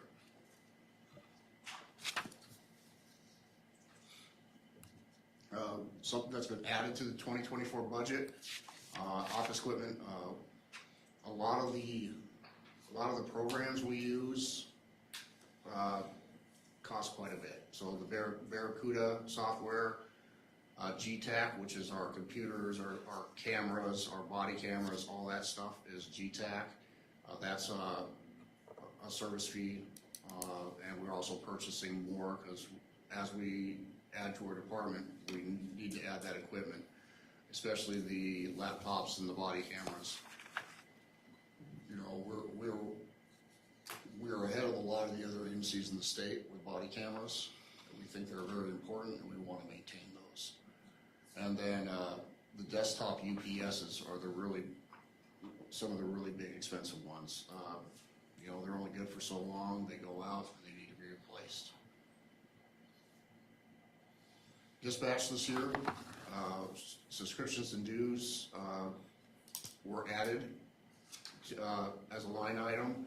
This is to pay memberships, and these memberships benefit the department because when training comes up, it gets us reduced rates to get into these trainings because they give better rates to members. Services, Motorola contract. So right now, Motorola has our contract for the dispatch radio system. It's kind of a cookie cutter package, and we don't use some of that stuff that's in that package. Right now, our dispatch supervisor, Whitney Daw, is working with them to see if maybe we can get a more custom package that will reduce the price that we're currently paying. Repair and maintenance, we hope to do an electrical survey this year, so that's gonna increase. And then office equipments, chairs and computers. I don't know if the members of the council are aware of this, but when you have someone sitting in a chair for 24 hours a day, 7 days a week, those chairs break down eventually, so we need to replace those. And because you have someone sitting in those chairs for 12 hours at a time, you don't want to go to Walmart and get the bottom barrel chair, so they cost a little bit. And of course, the computers, we got to occasionally replace the computer equipment, and that again is an expense. So at this time, I will take any questions. I will try to answer them to the best of my ability. He says you can call him in Tennessee. I hope you take him up on that, because right now it's 1 o'clock in the morning. Councilman Cooper. Thank you, Mayor. Commander, a question on 6027, legal fees. I see that, you know, it was budgeted last year 20 and it's 20 this year, and I'm wondering exactly what is that for, and did we in fact use $20,000 last year, and why would we, you know, significant increase from the years before? I will say that we have used that a lot more in the last couple of years. And what that is for is consulting with the city attorney and handling any potential Lawsuits and. Correct. And Mr. Mayor, Mayor, can I add something to that? Yes, Mr. Mayor. Briefly. So what we really try to do with our whole operation is that if you need the funds, use them. But if you don't, you do not spend it. None of these budgets are built with the idea that, ooh, we have to spend so much to prove what we're doing next year. And with the liability that the police officers face, I mean, we have a lawsuit, 1 or 2 lawsuits going on right now at the police department. We need to have those funds available if needed, but if they're not needed, we don't spend it. And so we really try not to look at totally on just past history to justify what we're putting in the budget for next year. thank you. Councilman Cooper. And this is just a question on one of your goals and objectives, if you had, that talked about communicating with the the community, work with the community to improve service. Yeah, I don't know, do we still have the neighborhood watch going on? So it's not that it doesn't exist, it's just, it's kind of defunct. It's not something that's been actively pursued by the community at different times. Different groups have tried to get it up and running again. And there's a lot of initial interest, but then that interest goes away when people realize really what kind of commitment that's going to take. So I guess to answer your question, it doesn't exist right now, but if a community group wanted to do it again, we'd be willing to work with Yeah, you probably remember years ago that we had a fairly active neighborhood watch. We had meetings with them, with you and me and the neighborhood watch folks once a month at least. And it was pretty active. And, and I don't know if more advertising to go out there and tell people, hey, we're interested in doing neighborhood watch again. And, of course, I think that most of the people would come for the free donuts and cookies, but it was a worthwhile program.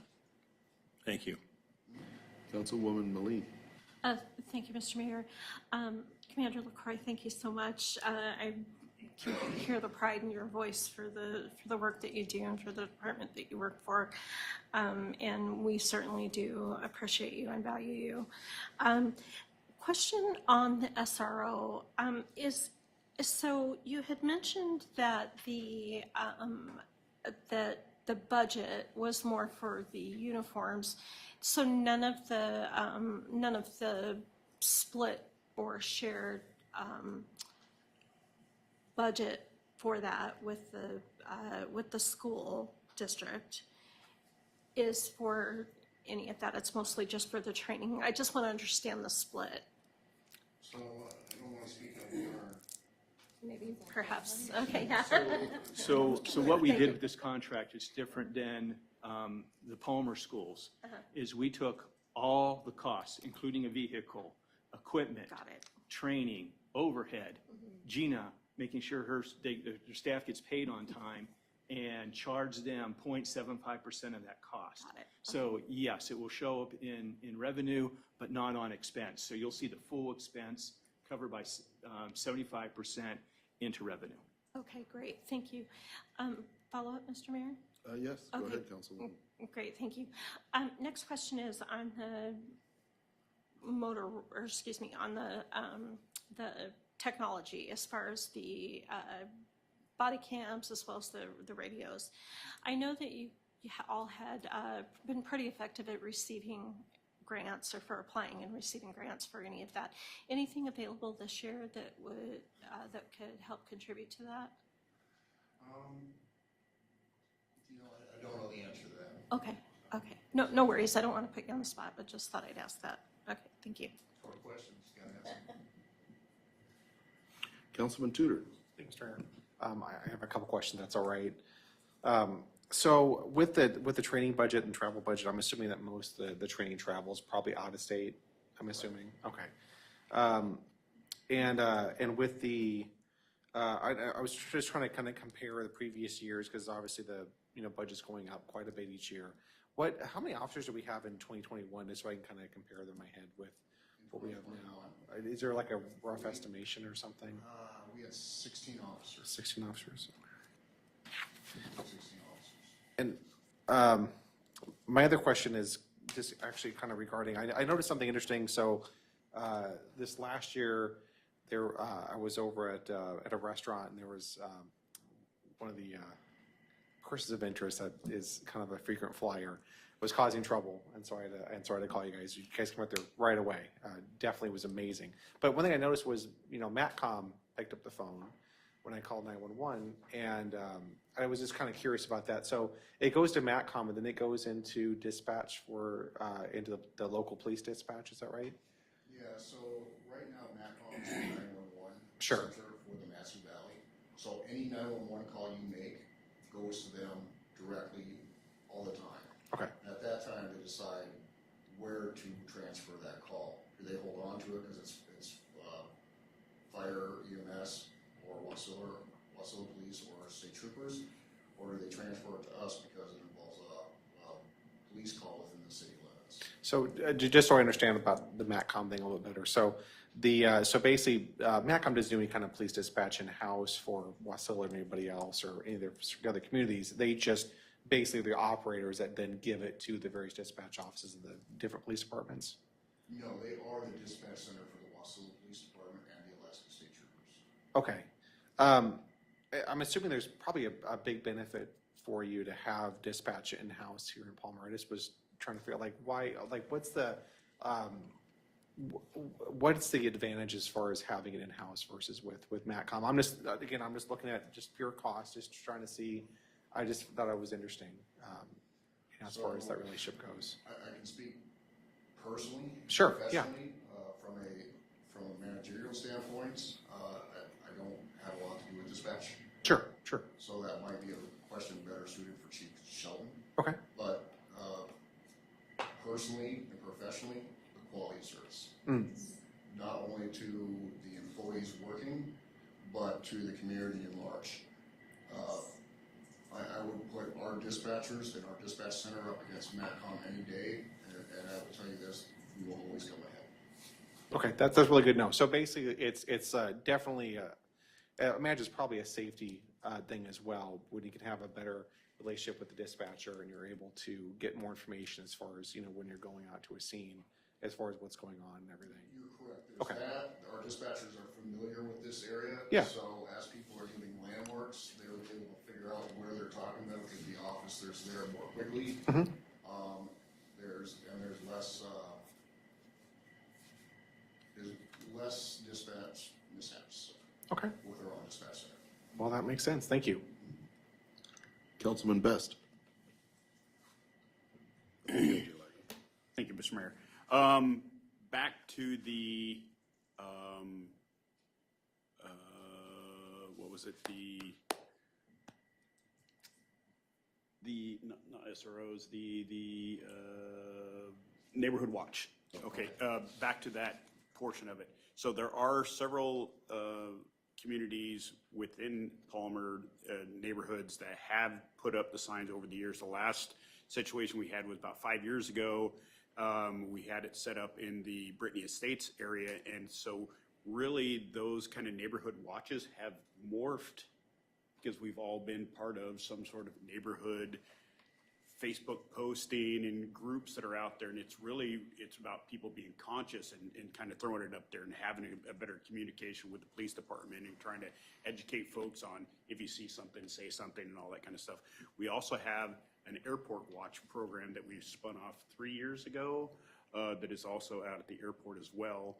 And then in my walkings around, like I said, probably 5 or 6 different cul-de-sac communities where they've got the signs up, and it's kind of not actively participated in, but I think it's really kind of evolved into something a little bit differently where everybody's a little more communicative, communicating what's going on in their own neighborhoods on some of these Facebook pages. I agree. I think to a degree, Community Watch has evolved to the point where a lot of it is conducted via social media.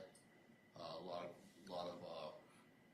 subdivisions have their own pages in which they basically post freely and talk about some of the issues they're looking at, or hey, just saw this sketchy vehicle, everyone just be aware. So I do agree with you. I think you're correct.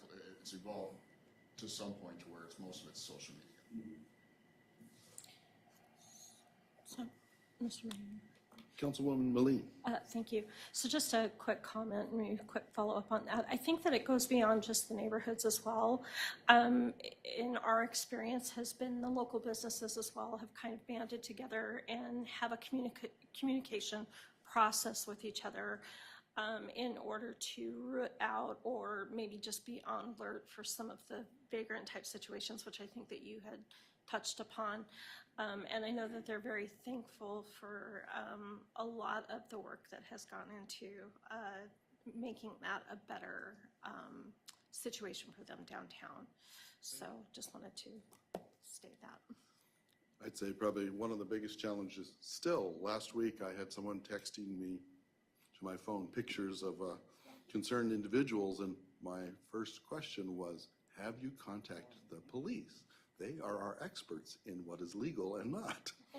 They hadn't, so I just usually start with that anymore. But is there any other questions from the council for the commander? Councilman Tudor. Sorry, Mr. Mayor, just had one more question. This kind of is kind of more, I just remember when the Palmer Police Department went to a chamber luncheon, it was a huge hit. You all made a very good impression on the business owners, and they had a lot of questions.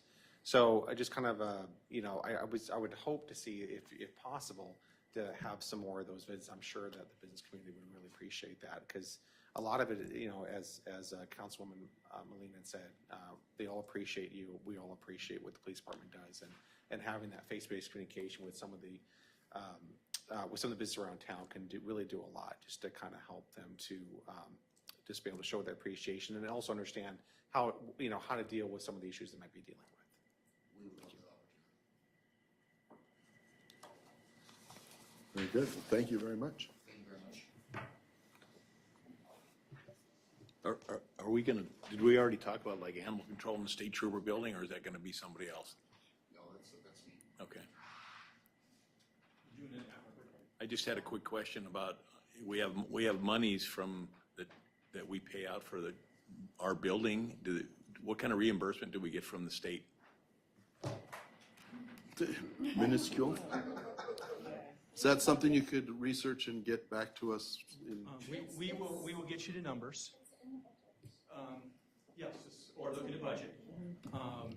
Either one. Essentially, it costs us to have them there. At the time, it was time to renegotiate. There was an agreement between the city of Palmer and the state troopers and the state of Alaska to take our dispatch service. And so, you're going to take this over. We did not look at it closely because it was going to switch. And then that deal was reneged on. But we need to move forward with that, and we have done in small portions. But we have really not met our obligation on replacement that is required by contract. But they've been somewhat decent about it. So I am, if it's okay, I want to give apologies for our superintendent, John Dumenti. He is recovering from surgery, and so you get stuck with me. But if we turn to page 67 in your book, we'll go through this. Your airport is an emerging operation, huge asset to the city of Palmer, and huge strides are being made. First thing I have to point on page 67, total revenues, we're anticipating $512,987 with mere expenditures of $506,078. This is a one-person show. There is an airport superintendent and no other employees. However, we do have a big assist from Public Works for maintenance of the airport. We also have a huge assist from Finance for helping with the billing of the leases, and all that thing comes with operation. For our new folks here, John has been on the job 2 weeks, and I have great hopes for him. He's a great gentleman. I think he's going to do a great job. So if we kind of turn over to page 70, as you can kind of see the bottom line in total revenues, we do have a land lease of $80,000. It is right under fees and services, the second line, you'll see a minus $80,000. If you go down to other revenues and you see $118,000, that is being done because of requirement for GASB government accountability. If you kind of go back to the other page, on page 67, you'll see that total expenses in 2021 and 2022 were 1.4 and 1.4. That is essentially written down for depreciation as required. I'm very happy that this operation is in the black. It has not always been that way, and it has been advancing. So, quick story, back in 2021, early, one of our biggest clients out there, Raven, declared bankruptcy. 85 jobs are out the door. We thought this was going to be a serious hit on the airport. And at the time, the airport superintendent worked with myself and the attorney to go through bankruptcy. We were able to recover $115,000 approximately, and we used that as a springboard. So shortly after that, every lease lot that we had in the airport, we leased out. So it is full. And with the $10 million we got to do Taxiway November and Apron E, that will create more lease lots. And that is done 100%, $10 million from FAA. About 93%, I think. What's that? I think it's only like 92, 93%. 93%, except there was something really bad happened in our country called COVID, and they said, oh, we have some more money to cover your 7%, City of Palmer. So it turned out to be 100%. Okay. So we rely very heavily on that. What is unique about this airport is that we lease the city property for tenants. The tenants put the improvements on there, they own the improvements, but if it's attached and they break their lease or they leave, all that becomes the City of Palmer. So those are very valuable. I do not think we are getting proper value from the leases, but that is because we are in an extremely competitive market. There's private airports all over the place. We're competing with Wasilla, but we have been very successful. With this it's 10 million, we had adding something new besides the lease lots, is that's head bolt heater. So if you have a plane and I'm not a pilot, don't have a plane, I rode in one a couple times. You can plug it in during the winter, just like you can your car. We've not had that before. That will be a huge benefit. Another benefit is I think, must have been a year ago, Councilman Best, Councilman Ancelotti, and Johnny A. went out and visited forestry. Now, forestry is a huge tenant. It's great to be there, but we walked across this huge pile of pavement to get to one spot on the other. In fact, they had little segways or cars they could shoot back and forth. They are reconditioning all of that in addition to what we're doing at their expense. So that will be another addition. So let's go to actually what this means as far as expenditures, 71. As you see, we're upping our budget slightly to 2024 for the attraction. Benefits also are going up, and benefits for employees are very expensive. Health insurance for family is an awful lot. The other big expense is insurance, 38%. And we went out for bid on insurance. We usually had 5 or 6 people compete in the past. We only had 2 that would bid on our insurance. And the current insurance carrier prior is the one that won the low bid with a 38% increase. The other one was about a 50% increase. We were irritated. Right then they had a meeting to talk about the library broke down. That will probably cost about $3 million in insurance. And then we were working on the water tank for another $1 million. And we had an incident over at Broken Water. So it's like the insurance company, we're getting a good deal on what we pay for insurance and what we're paying back. So John will be here. One thing that we'll talk about later is the capital improvement that we have in here. John's going to have some repriorities, and so when it comes to that, we most likely will ask for some substitute or changes when it comes to approval, and mostly it's going to be in year 25, 26, and 27 as far as reprioritizing those.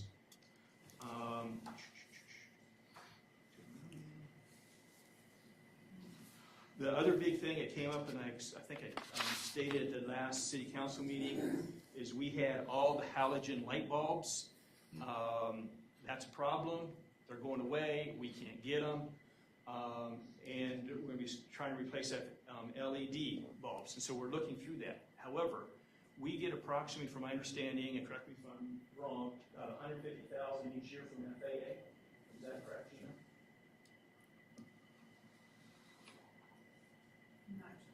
Okay, so we're getting money from FAA that we have this year. It's not been spent. We're hoping to get others to help us through this. We're also going to be applying for grants. So hopefully this is not going to be taken out of our revenue. I think the city of Palmer has been doing exceedingly well improving our place by spending other people's money. Kind of like that. So any questions with this? There's not a whole lot of changes in the operation, but there is with the investment. Councilman Tudor. Thank you, Mr. Mayor. I was just curious about the rental and lease. Could you kind of explain that? I know that was added on last year. It was 500, now it's 6,000. What? I was curious as to. Okay. This is one of those questions. Sure, That we'll yeah. get back to you on. Why 6,000 for the rental and lease? Mr. Mayor, if I More might. questions? Sure. Yeah, just had a follow-up question. I noticed our fees for tie-down space is lower than Wasilla's, and it seems to be lower than other areas. Is there a reason for that? We will be adjusting those. I think that was part of the plan. We're pushing those as much as we can, but we have contracts. Okay. And so when the contracts get due, that's when we make some adjustments. So we have been making adjustments all along, but when it's 5 years, we honor the contracts that we have and keep pushing. But there is, there is competition. We will lose tenants to Wasilla. Fortunately, we have people waiting in line to take those spots or those leases. Okay, thank you. Councilwoman Moline. Thank you, Mr. Mayor. I think you actually just answered my question. And with the 100, you said 110, or the possibility of 110 additional lots, correct? No, At least. not 110. Well, I was going to, No. that's what I wrote down. I thought that's what you heard. So it could be, depending on size, it could be between 4 and 12. And 12, okay, thank you. We will have a plan, and that is one of the things that we need to do for FAA is update our plan.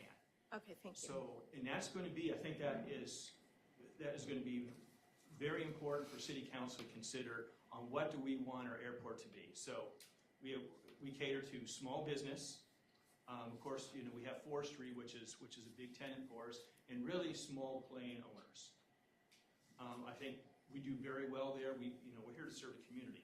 Wasilla is looking at a different model where they want to go more commercial, and so that's what their investment is. With going commercial, there is an awful lot of requirements that, as manager, I've always been concerned and scared about.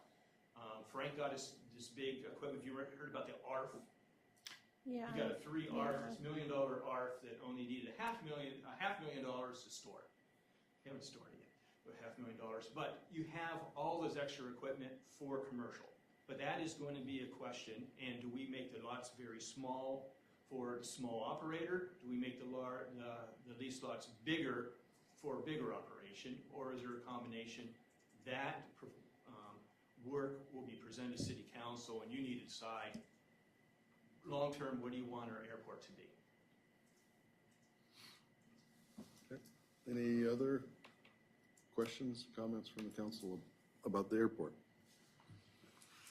Okay.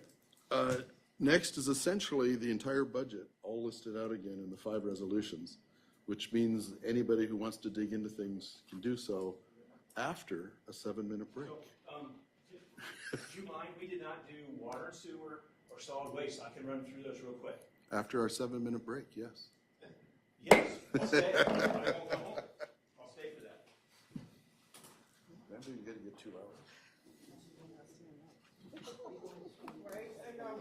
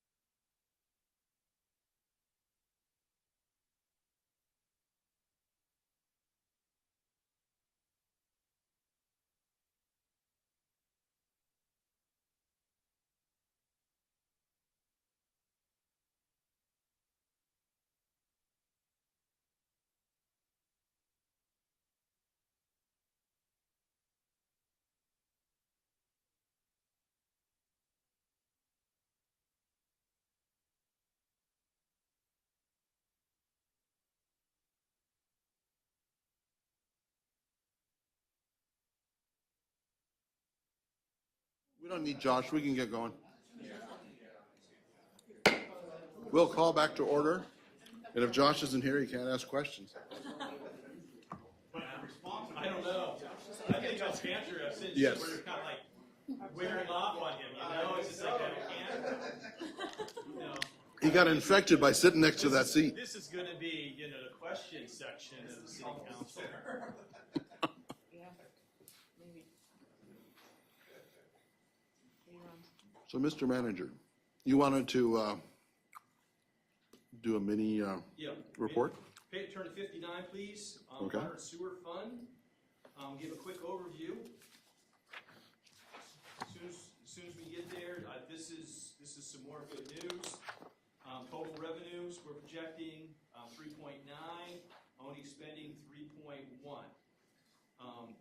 Also too, we still have the entire $6.9 million federal grant from Lisa Murkowski that will allow us to go into the next phase of our wastewater treatment facility, Headworks building and all that. So that is huge.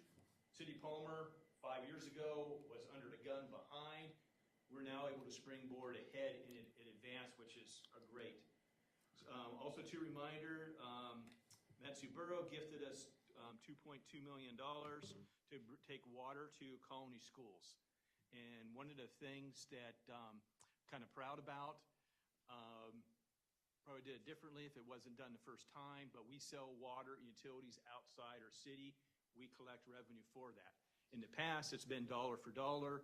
Last year, the City Council instituted a 3% maintenance fee on those outside our city that goes back to the fund. So, quick question is we are recommending, I believe it's, Gina, it's a 3% increase in both water and sewer, and you're going to ask why. Why are we doing a 3% increase when we're not spending what we have? First thing is there is a purpose for the money going to be needed in the future. This fund has borrowed from the general administration that has to pay back, and at some time Gina will tell you how much that is, and it's certainly not anything we can do in 1 year. The other thing I think is philosophy that I have as manager.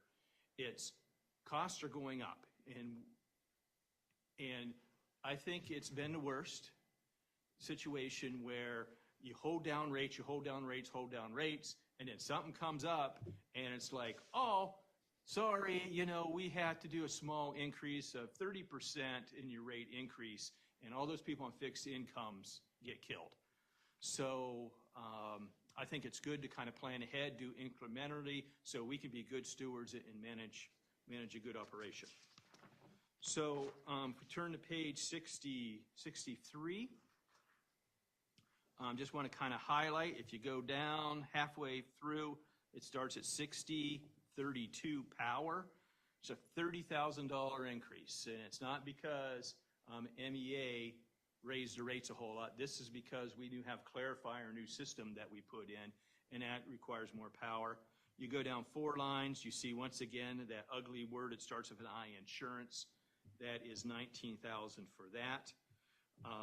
This is 529 less than expenditures, but as you can see, general administration expense, we most likely, our transfers out, we most likely be coming back and adding to that to go for paying off a portion of that borrowing money and covering the general fund expense. If you go to... When you say borrowing money, that's from ourselves? Yeah, we borrow money from ourselves. From the and we give it general back to fund? the general fund. Okay. If you go to page 64, you go all the way down to insurance, again, $36,000. And then there is a repair and maintenance increase about 4 lines out, $83,000. So there is a couple things that we're doing, and doesn't show so much in water yet.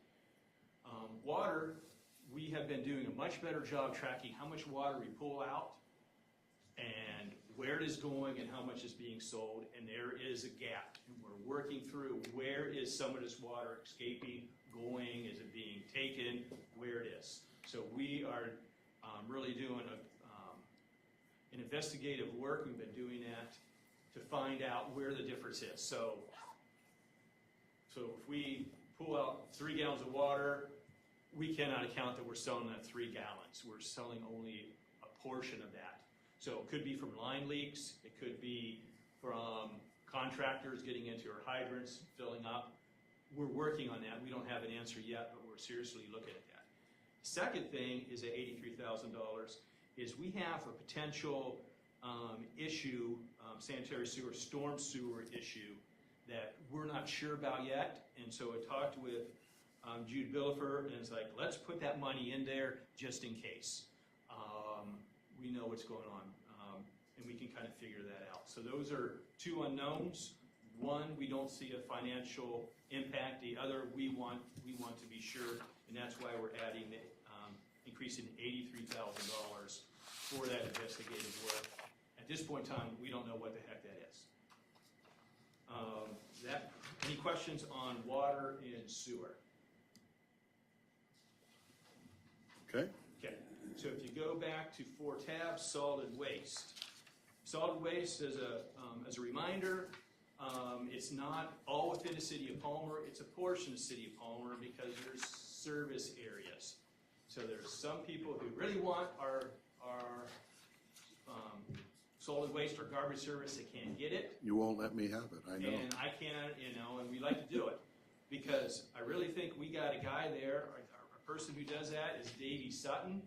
Davey is great, the kindest, friendliest garbage service guy you can find. Helps. We got a great staff in Gina taking the bills. It's a pleasure to pay. Today I wrote a check for $133 for all those great services. It's a steal, and they do it happily, except maybe to me. But everybody else probably can do a really good job. Any questions on that? We've got a new garbage truck. When is that? Last year, and that is Dave likes it. extremely helpful. In fact, I want to praise the city council for being willing to replace a lot of this really old equipment. It really comes back to helping our service. And the service is, it's not, oh, we got a new vehicle, it's we can serve better. And we can do a better job for the citizens here in Palmer. So thank you. I think that's something we never really celebrate because getting new stuff in the past for Palmer's been pulling teeth. Usually it's, hey, great, we got a 10-year-old piece of equipment and we're going to make it work for another 15. And we have. Councilman Cooper. Mr. Mayor, thank you. Sir, a question for you on, I'm not sure who controls it, whether it's called the Regulatory Commission or whoever it is that controls the number of permits that we have to pick up garbage. I noticed that in town that the city of Palmer does not pick up all the residents in the city. And I think is there a limit of what we can pick up? It's a service area. It's Drawn- kind of like the fire service area. It's a garbage service area. We cannot wander outside of that. It was like Nobody the can come city into limits our in the area. 70s or something. Right. Is there a way that we can go in and say, hey, look, at the 3rd Street is in our city limits? And can we not pick up in our city limits? The answer is going to be probably no, but if it is a yes, you're going to pay the person you're going to buy that territory from them. I mean, this is somebody else's business that we're just not going to say, oh, thank you very much. You can have my service area and my customers. That's not going to happen. That might be something in the future. The city wants to get into it. Not recommending it. Is to buy out a local garbage service and deliver more. I don't know if that's in our best interest. But right now, it's going to cost us to do so. And I have not examined it. I'm going to assume with buying something and then servicing something, I don't think it's going to be financially worth our while. Thank you. Councilman Tudor. Thank you, Mr. Mayor. So on page 79, there's the equipment fee. I was just curious. I noticed that went down significantly. There was a big increase in 2023. Could you refresh my memory on what that was for? Okay, so what number is that? Line 6053, 6053. equipment. Equipment. The 45,000 solid waste fund. Jeff is Reg? Dumpsters. Oh, new dumpsters? Okay. Dumpsters. Okay. Okay, thank you. I'm glad you stayed. Councilman Best. Thank you, Mr. Mayor. Just for the record, so the city has looked at over the last, 15 years, probably two different times, about it, raising the question about the garbage service areas. And really it comes down to the regulatory agency and annexation. When the city was created, it was based off of 1976 map or something like that, if I remember right. And the boundaries that had been established at that point with the other garbage service areas, if the city's boundaries expanded, our boundaries don't automatically expand with those. And so if we were to want to bid on other areas, we would actually have to release our interests in our current garbage area, and that would then become open to any garbage service company if Would be that's exclusive. correct. And I believe the attorney has potential information on that. I don't know if this current attorney, because our past attorney was the one that was involved when we were inquiring about if we could expand our garbage service areas. I did not know that. Yeah. So I do not have information on that. Yeah. Okay. I suppose an acquisition, so good, that's good to know. Councilman Cooper. Thank you, Mr. Mayor. And this is another question on the same page as Councilman Tudor had, page 79, line item 6082. Could you explain to me what that general admin expense is? Yes, Gina, would you like to explain that general admin expense?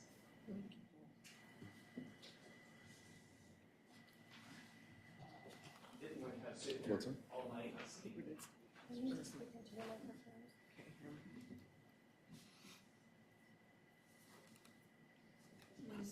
Mr. Mayor and council members, Mr. Cooper. The general admin expense is charged to all the enterprise funds, and it's for the expertise of having a city manager, a public works director. It includes a portion of human resources, accounts payable, payroll, the collection of utility bills, paying the bill, mailing out the bills. It includes when one of our public works heavy equipment operator fills in for the garbage man when he's on vacation. So it's like it's just a fee for the expertise of the general fund. Thank you. Okay. Councilman Best. When it comes to the solid waste, I'd actually like to jump back to the water and sewer.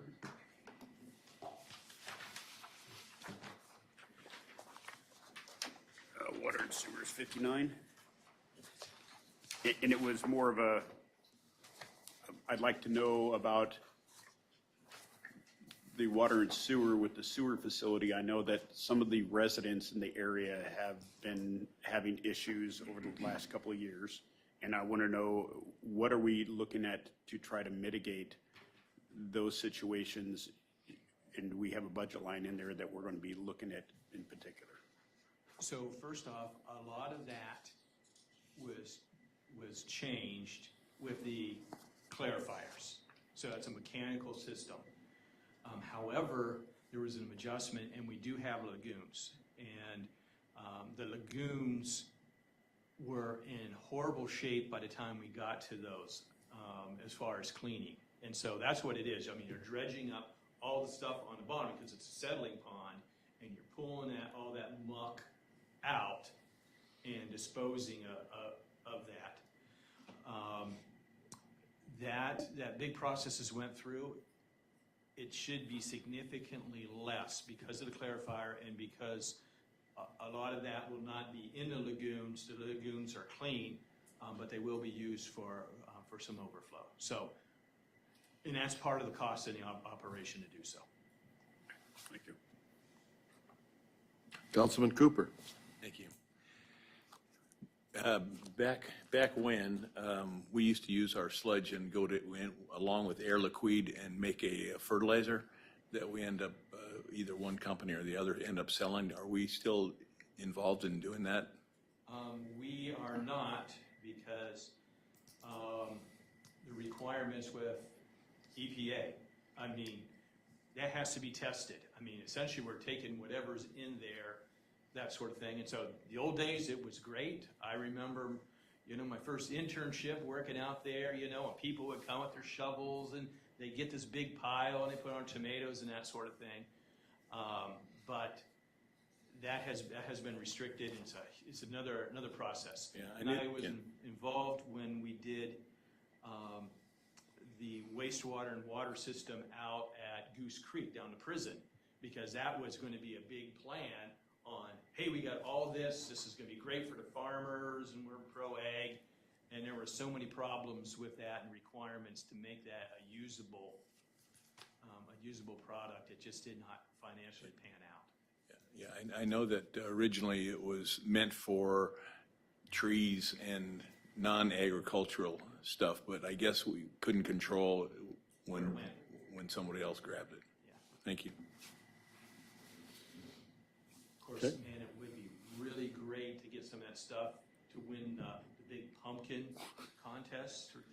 I don't know, do they eat that pumpkin? I don't think they do they? They just weigh it. And I think I heard they took it out to the Wildlife Center. Nice and auction off for a nice little house for someone, yeah.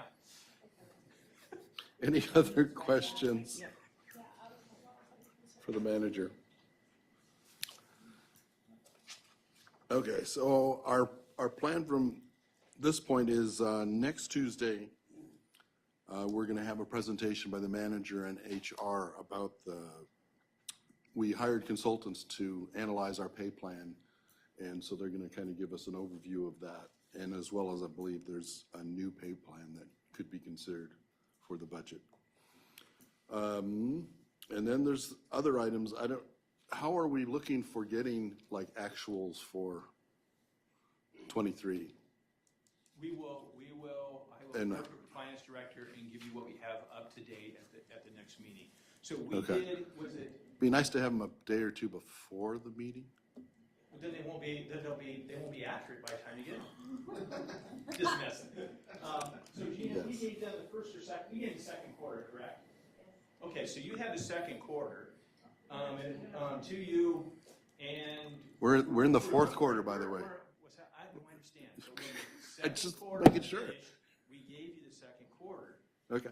and we were pretty much on target with expenditures, revenues, mostly come at the second half of the year, fair, all that, all that sort of stuff, the money we get from the borough. So we will try to give you an up-to-date, as close as we can, shortly.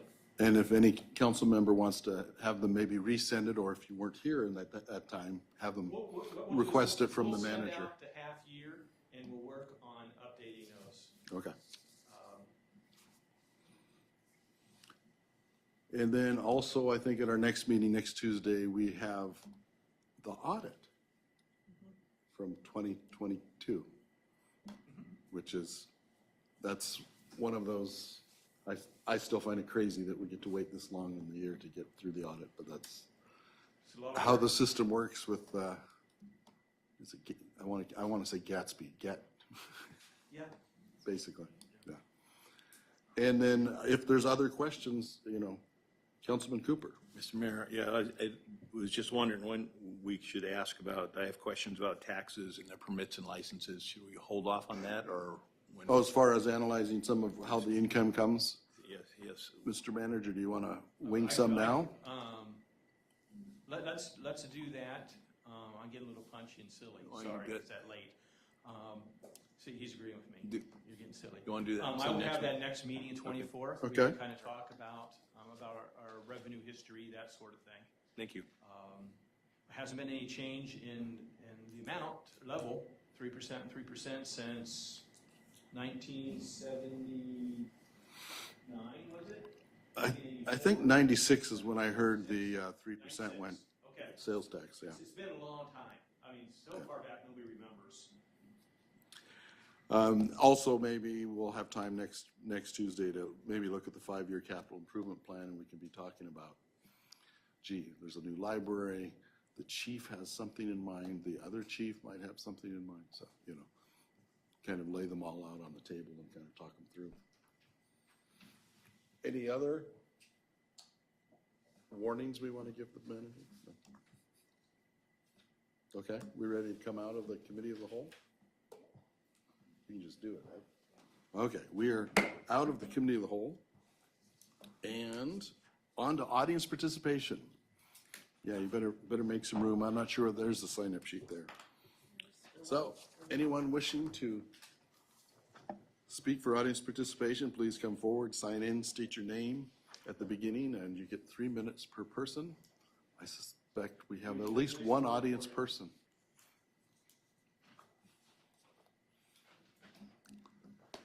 A man of endurance.